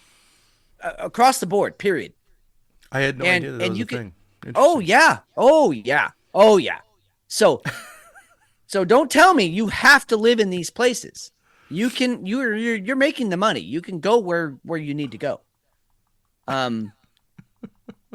But, you can argue, like, gay and lesbian women, particularly, they're the ones that have the hugest, the biggest pay gap. They were not ever appreciated as children, so they over excel and they reach higher places of power than they would have. And so they become doctors and lawyers and, fitness instructors. And, they are very disciplined because they have to meet up to their parents' expectations, which they never will. That's the argument. But either way, they make more money than you and I do on the average. And so if you could literally, as a professional, you could move your professional expertise to any city in America and they would love to have you. You move to Oklahoma City, they might not ask any questions. They might want to know if you're gay or not, but they're also not going to not hire you, because if you're good at what you do, they want you. They want to be the best in the country, just like Austin or Philadelphia or, Seattle. Like they want talent. Every city wants talent. Yeah, absolutely. Right. So move. So I'm sorry you might need to move to some place that doesn't have a California type beach. Yeah. I don't know what to tell you. I love that you're going to this story next, because this is exactly what I want to do with everything, is fucking torch it. $9,422 robot dog Terminator. So I could just, it has a flamethrower on it, and I can just burn everything to the fucking ground. That's what I want. It's called Throw Flame. I love that. And you know what's It's interesting just to me? straight up, this is what it is. Fuck you. Oh yeah. What's interesting to me is when they show the actual unit of the flamethrower that goes on this dog, it comes with a Pickaninny rail system, which means you could add pretty much any firearm to it. Yeah. You can add flashlights and fucking LED lights and lasers and an actual firearm to it. You could add anything you wanted to this base unit. You know, the problem I kind of I did some digging on this thing, and by the way, anytime you can source Reddit, and it's never a good thing, but it's pretty awesome. Oh, it's basically the main complaint on this thing is the battery life. It's only an hour. Yeah, it's only an hour. And so one gentleman was like, you know, it's great for like any wasp nests that are on my property, or any wolves that I want to scare away. He said, but if the ATF comes, they're just going to wait out an hour, and then I don't have my flamethrower dog anymore. So that was his argument. There were a few really good ones on there. It was crazy. I see his point. I do see his point. I'll take the hour battery. I will take the hour battery, because if I haven't made my point within the first 5 minutes, I'm doing it wrong. Yeah. Well, I was kind of thinking about having like 3 of them, and then that way I could just do them in shifts. You know what I mean? There you go. Bring them back, charge it, and then And then the next one, like, you know, flamethrower 1, 2, and 3, and then it's just a constant shift.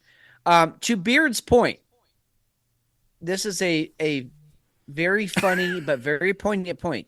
Canada is buying up a ton of these things to send out into the forest during fire season. Yeah. I'm sorry, sir. Are you implying that those forest fires were set by arsonists? How dare you, sir? Again? Yeah, again. Again. Because that would never happen again. Aaron, I'm sure there's a way. There has to be a way to upgrade the battery. Yeah, I mean, and that's the thing. Like, can I strap on a car battery to the back of it and, I don't know, multiply the lifespan of this thing times 10?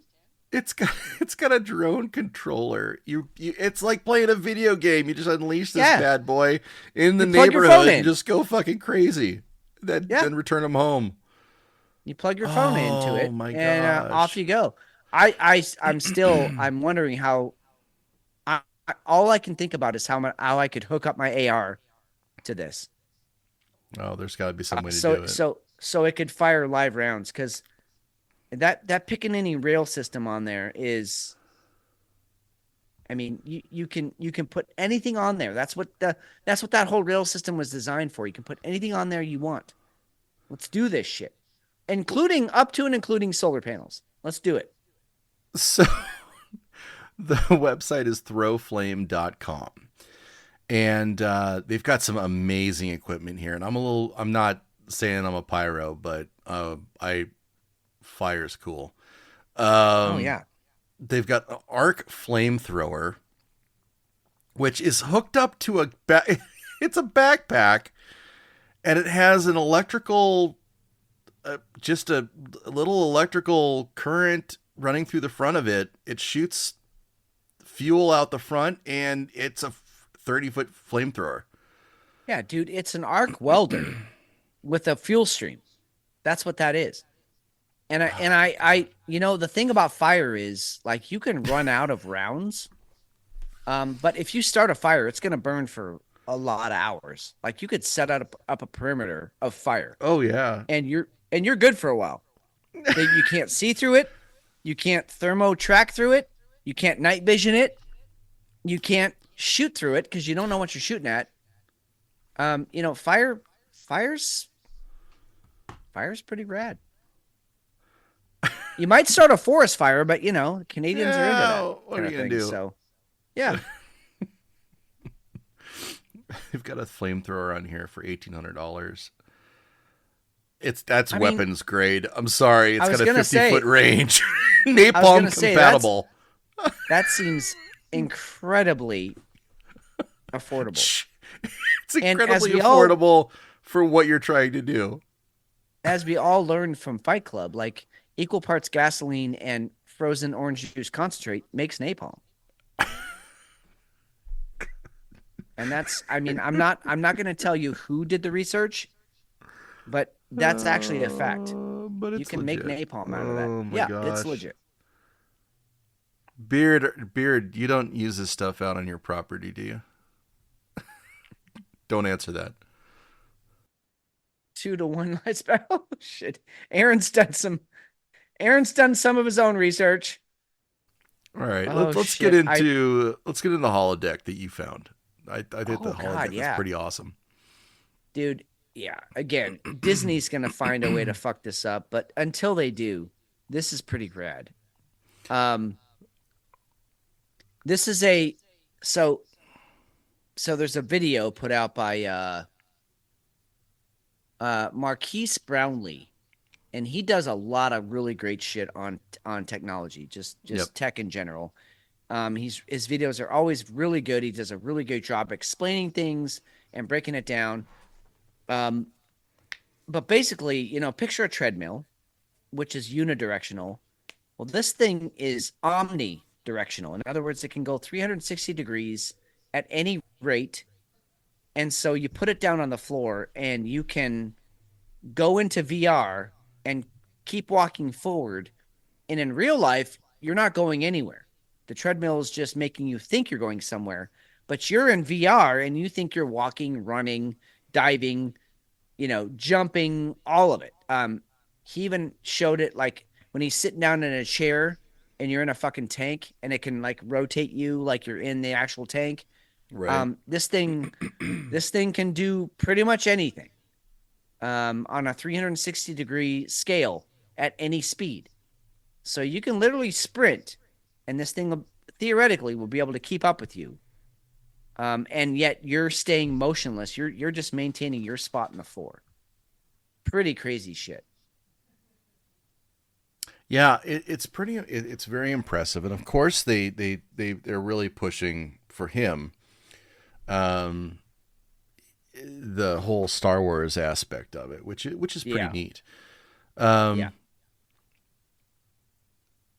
And it's all driven by a PS5 or PS4. Yeah, actually, that's a PS4 controller.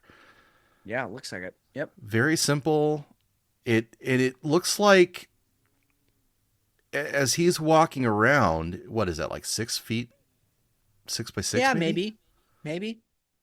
But this gives Yeah, you the and- ability to actually walk through a VR world versus what you have now with like Meta Quest, where you're just dealing with, you have to stay in this little box. That's what they expect you to do.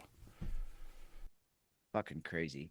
And so for those of you, again, playing at home and listening, basically what they've done is they took a bunch of cones that go down to well, I guess, yeah, they're cones, like cylindrical cones. They have a point down at the bottom. Then at the top is the wide part. And so they can bend 360 degrees any which way.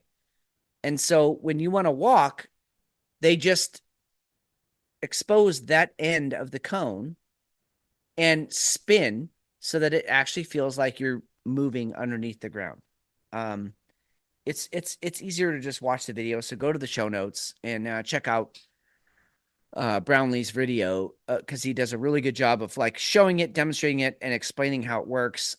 And then also he uses it, and it really what's crazy is towards the end of the video when he's doing it, it kind of weirds him out. He's like, "Holy shit! I actually felt immersed in this.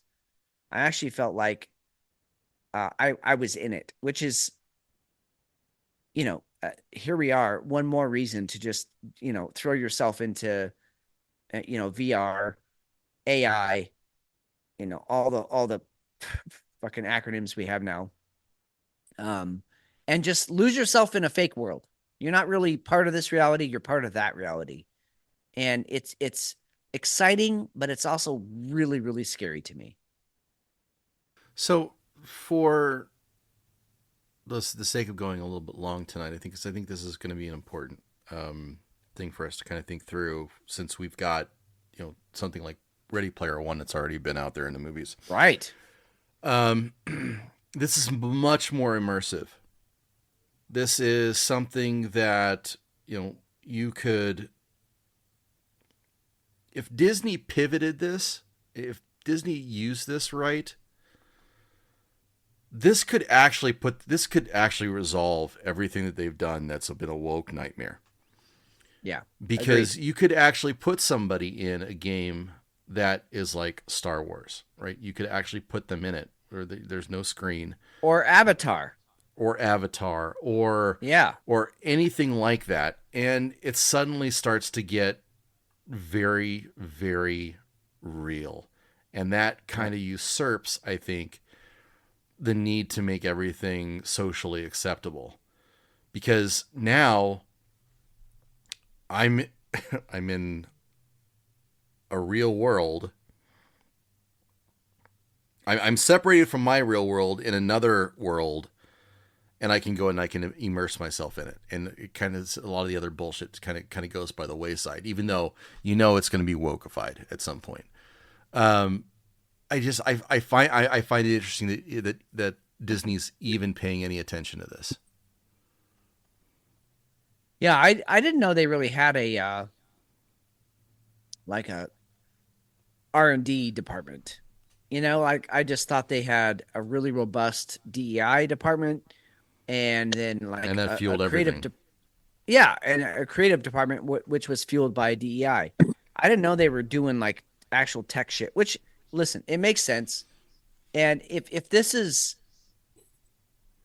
what they contribute, then I'm in. Like, this is I would fucking cool. I would give it its day in court rather than sure. shutting down constantly when I just can't fucking stand Disney. Yep. So exactly. Great, really, really good find, man. I'm glad you came across that one. Yeah, cool shit. Hefe. We do have a Hefe. Yeah, we got a Hefe sighting. Hi, boys. Hello. We are. Hey. What? Given your history, or do you have any problems with climate change? Do I have problems with it? Yeah. Are you having any problems with it? Because that sounded like you. Don't pretend that you don't know what we mean. No, I have no problems with climate change. Okay. All right. Just making sure. I mean, climate is, changing. Beautiful just the way it is. It shouldn't have to change. All right. What's going on? Well, I know you guys are married, and I'm a man of the Bible, and I'm clean and pure. But that said, isn't it great when like a chick with like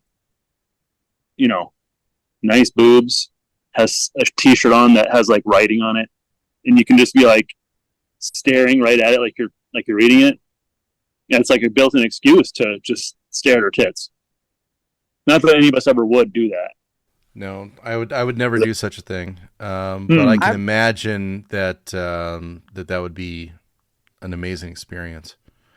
And I wouldn't like read ahead of time without her knowing, and then go and act like I'm reading it, so I could just completely 100% focus on what's underneath there and not have to read and comprehend anything at that point. You know what I mean? I already got it stored. I read it already. I know what it says, and I can comment on it afterwards and sound like I know what I'm talking about. But I would never, I would never do that, because again, we're fine, upstanding citizens here.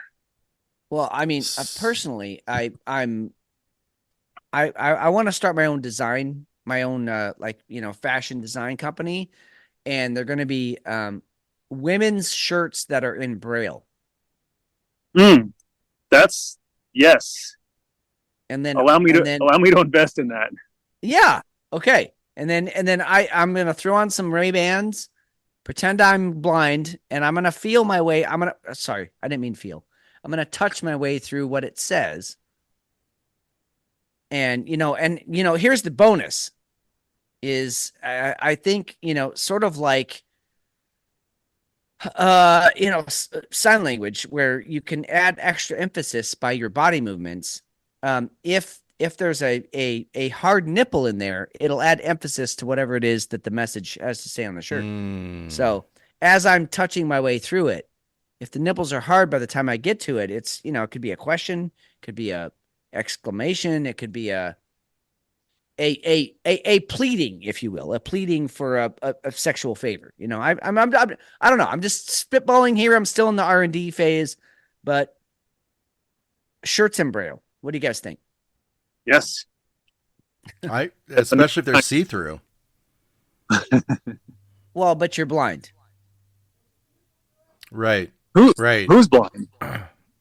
Oh, I I thought I was just using Braille because it was like a better language to use. Like there's some DEI connection that made it better to use Braille in that case. I love that. I love that too. You're being all inclusive. I mean, we could also just require that as part of a resume. When you're sending in a resume, this is like everything else that goes along with it. This is also who you're hiring. That might be kind of chauvinistic, though. I don't know. No, it's not chauvinistic. It's just, hey, show up to the interview. Please wear this Braille shirt because I speak Braille, or I read. I don't know if I speak it, but I definitely read it. I read it, and even if it's a male, then his Braille shirt could say I'm a male. Well, you identify as a blind man. It doesn't matter. Right. I can identify as anything I want. Yeah. Can't question it. This is a lock. Dude. So, okay. I mean, I'm glad you guys are on board with this because I wasn't sure I was going to propose it to Whiskey Hell Nation, but I feel like it's going to be a hit. It's going to be a success. And I feel like we have some listeners. I don't want to name any names specifically, but we have Elle, we have Buttercup, we have Tabby. I feel like they'll be fine with it. Yeah, for purely like research purposes, I feel like we should be able to feel the shirts on them. Right. And Beard and Aaron and Joe and Jay, Mike, they're gonna be Braille. They identify as Braille. Well, they're gonna have to be testers well. also. Yeah. They're going to have to be testers. And it's for science, right? Oh, this is totally science driven. Of course. Exactly. Yeah. Okay. Hey, well, I'm speaking glad of you guys are on science, board. Yeah. Speaking of science, Hefe, how many years do you think you are, what do you think your prostate cancer risk is since masturbation can lower it? Oh God. I'm probably riddled with cancer. No. If you masturbate, yeah. It goes down. Yeah, I don't masturbate. Who does? That's gross. Okay, so hang on. He just sits there and giggles. You mother. I like that we all just laugh. Yeah. Yep. So it makes it go down? Yeah, it goes down. The more you whack off, the more it goes down. Fuck yeah, I'm good. Hey, cancer. Yeah, you guys notice, like once a month, there is an article about either masturbation is good or either masturbation is bad. Every month, there's one that comes out that we all see that says it's one or the other. It's never neutral, or they don't ever skip a month. It's one or the other. It's good or bad. That's weird. Oh, it totally is. It totally is. It just depends on who's paying for the article. And I like that we got Billie Eilish talking about how she likes masturbating in front of a mirror because she gets herself off because of that. Yeah, I'm all about Billie Eilish, watching Billie Eilish, making Billie Eilish come, because that's what I do too. Like we're all on the same page there. Like I don't know. I mean, if you guys wouldn't like jerk off in the mirror and have that be like something, but she apparently does. I mean, when you're feeling yourself, while you're feeling yourself, right? I mean, like if you find yourself attractive, like you're such an attractive individual that you can actually get off to yourself. That's remarkable. I don't fall in that category. I have to picture someone else That's next level. in the room. I don't know. I didn't realize she was as hot as she is, and she's really fucking hot.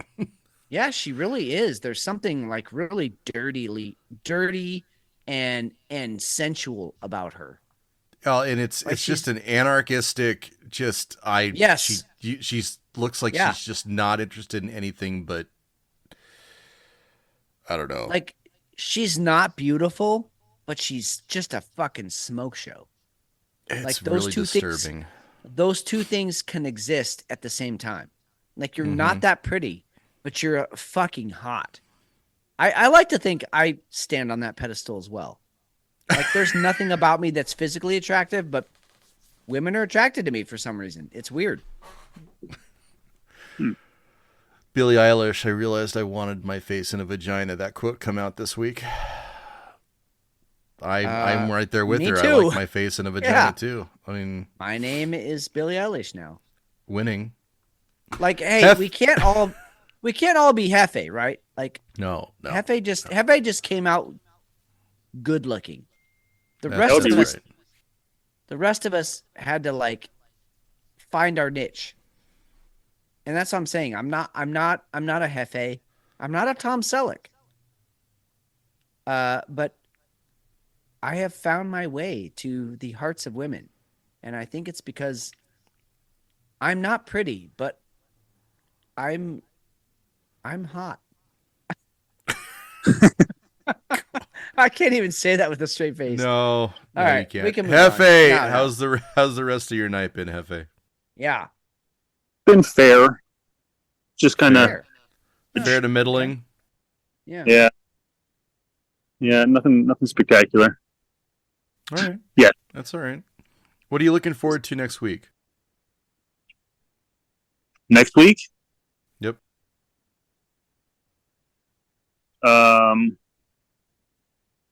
I guess there's this podcast I'm part of every Saturday night. Looking forward to that. All right. All right. All right. Well, that's About going to it. drop Monday morning. We got Yeah. you. I can dig that. Yep. Other than that, just survive. Oh, you guys want to hear something sweet? My mom listened to our podcast. She's here for the weekend. She listened to our podcast on the flight up here, and she's super excited because our podcast will drop on Monday morning before she leaves, and she'll be able to listen to us on the way home. Nice. That's the Right highlight of her on. flight. Isn't that cute? I mean, that's amazing. That's fantastic. That's fantastic. Yep. Yeah. She's actually the only other person that I know, family wise, right? Because I consider your mom family. That will listen to our show. My kids won't, which is good. My wife that's has good. nothing to do with it. Yeah. She's actually frightened by my voice on the radio. And my mom, somehow she got wind of like Whiskey Hell. I don't know where she found this. It was something, I don't know if fucking AI or the algorithm sent her something. I don't know how it happened, but what's Whiskey Hell? I'm like, it's I'm not going to hide it. Fuck it. It's my show. Yeah. You want to listen to it? Yeah. Well, wants to have nothing to do with it. My brother, nothing to do, which is fine. I don't do that for them at all. But I find it awesome. It's fucking awesome that your mom listens to your show. That's outstanding. Yeah, me too. And I it doesn't surprise me that your mom, or your brother want nothing to do with it. I mean, I love them both. I mean, definitely, friends of the show, even though they've never heard it. But it doesn't surprise me. But it's nice when a family member can sort of just connect. I guess, be willing to connect. Yeah, that's a great way to put go it. to a game, right? Yeah. It's fine. Whatever. It would turn into an. She's such a diehard liberal that, she would just fucking. I would get disowned, which might be kind of cool. I'm not gonna lie to you, but anyway. Hey, speaking of family, he didn't sound like he was definitely going to listen, but just in case, I'm going to give a shout out to my Uncle Jim in New Jersey. Nice. Uncle Jim. What's up, Uncle Jim? He's not Jersey really my Jim. uncle. He's like a second cousin or something, but he's always been my uncle Yeah. to me. Yeah. So Yeah. You've always talked about him as an uncle. So he's an uncle. Hey, Hefe, what's the likelihood of your very good friend Kevin listening to Whiskey Hell? Oh my God. Let's take Kevin to lunch when Fitz is out here. Yeah, when I'm in town, let's all go out to lunch with Kevin. oh my Let's god, let's get Kevin drunk as Dude. and I turn don't him think loose. he's ever drop Yeah, of alcohol in his life. Yeah, I don't think he would even need to be drunk. I think just the fact that he would be around other males giving him attention, I think he'd probably just jizz under the table. That's terrible. I gotta- Now I don't want gotta- Kevin to go. Now I don't want I Kevin. gotta go. All right, See F.A. you guys. All right, man. All Later. right.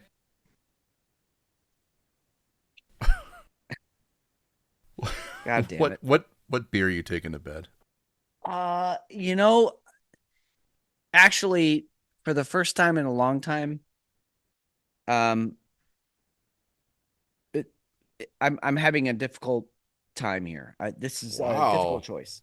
Yeah, All right. yeah. It's been a while since I've really had to, and I may even be invoking the the Whiskey Hell Third Amendment, which is at any point that the host feels it's necessary, he can invoke the Third Amendment, which is it's a threesome. I need to have a threesome. So Nice. I've got Right. yeah, I've got the pecan pie, the pecan porter, deliciousness starting off the night, which was amazing. But this coconut cavatica is not only does it roll off the tongue nicely, it's fucking delicious. If I had to give the edge, I'd give it to the cavatica. It's a really well done base beer. And so All right. you add something like coconut to it, it's just only gonna, amplify its amazingness. So, but really, both beers were great. I really had just a good show. It's been the first show in a long time where I'm not sure which one I want to take to bed. So they're both beautiful, beautiful brunettes in my opinion. What about you? Oh, I no doubt about it. I got to take the Baltic, Yeah. the brewery at Yeah. Torito Farms, and I'm gonna have to get down to. I try not to stay away from Tucson, but there, Wilcox is probably about an hour and a half outside of Tucson, and I'm gonna have to get down there just to go check this place out. Yeah. The brewery at Torito Farms, Baltic Porter. This was just a fantastic beer, absolutely killer. I'm sad because it was only 12 ounces or 375 Yeah. milliliters, whatever that translates to. Yeah. I really wanted more. Like if this was like a 750 milliliter, oh god, that's a night in a bottle. So fucking good. But Yeah. Well, and I mean, a place like that too, you go down to a place like that, they're going to have good food. yeah, It's all going to be Yeah. like I said, like grown on campus, it's all right there, right out of their fucking fields. Yep. So you could go down there and have some really great beer, but you'd also have a complimentary meal that would just enhance everything. Mm-hmm. No, I completely agree. I'm gonna have to plan that, and we're also gonna have to spend some time planning what we're gonna do when you come out. So Yeah, dude, I'm that's thinking, A couple weeks away now. yeah. So next week, just so everybody's aware, I'm gonna be out of town, and I'm gonna be broadcasting from Texas. So just so you guys are aware of that, I'm gonna hit some breweries. Gonna have some more content that I'm gonna put up in the Patreon. So if you guys aren't followers there, definitely go check out the Patreon. It's Whiskey Hell. That's the Patreon. It's pretty easy to find. But I'll be doing that, and then the following week you're gonna be out here, and it sounds like Friday is gonna be go time. Oh, yeah. For Hefe, you and I to go rampaging around Phoenix. Yeah. So we should figure out what side of the valley we want to hit. So we're gonna have to do that. It's gonna be an Uber day. I'll tell you that much. I'll bring Yeah, the mic. yeah, yeah. I'll bring, Or bring a, stuff, but light rail day. We could do the light rail too. we could 'Cause do that's- the light that's- rail and hit. That's a fun pub crawl, but it's also been done like 100 times. Not on our show, but it's been done 100 times. But Right. it's still a fun pub crawl. I mean, there's lots of pubs along that light rail. So we So could do that, but Uber's fine too. well, so we'll kind of work it out. We'll plan it. Because we could do downtown Mesa because that's changed a lot since the last time you were out here. Yes. Yeah. And I'm really curious about that for sure. Yeah. And then if you're going to go light rail wise, we could actually get into Phoenix too. That might be, you know what? Maybe I'll look at that and see what we can do just from the light rail side of things, because that would be cheap and effective. Yeah, that's what I love about it, is it is really cheap. Also, like, if you miss, the next light rail coming, you just have to wait a half an hour and go have another beer, and there's another one coming. Yeah. But yeah, whatever, we'll figure it out. I mean, if we do the Uber, like, if you want to pay for the Uber and I'll pay for the drinks, like, we'll do it up. Let's. Yeah. I mean, either way, it's Whiskey Ale. We're gonna do it up. We'll make it happen. Agreed. Well, Hefe is going to be off too. So we're definitely going to make a day of it, and we'll see if we can't do some live stuff, and maybe we'll drop some, maybe we'll broadcast something in chat. We'll see. I'm not against anything. So we'll do some cool shit. That's what the whole point of it's going to be. So, yep. Thank you everybody for listening today, tonight, whatever you are going to listen to this show. Beard of Liberty, thank you for jumping in. Aaron, thank you so much. Elle, appreciate it. Sorry you had to go early, but we'll catch you next time. I'm Steve McShane. I am Fitz. Think critically. Act accordingly and love your neighbors. We'll talk to you soon.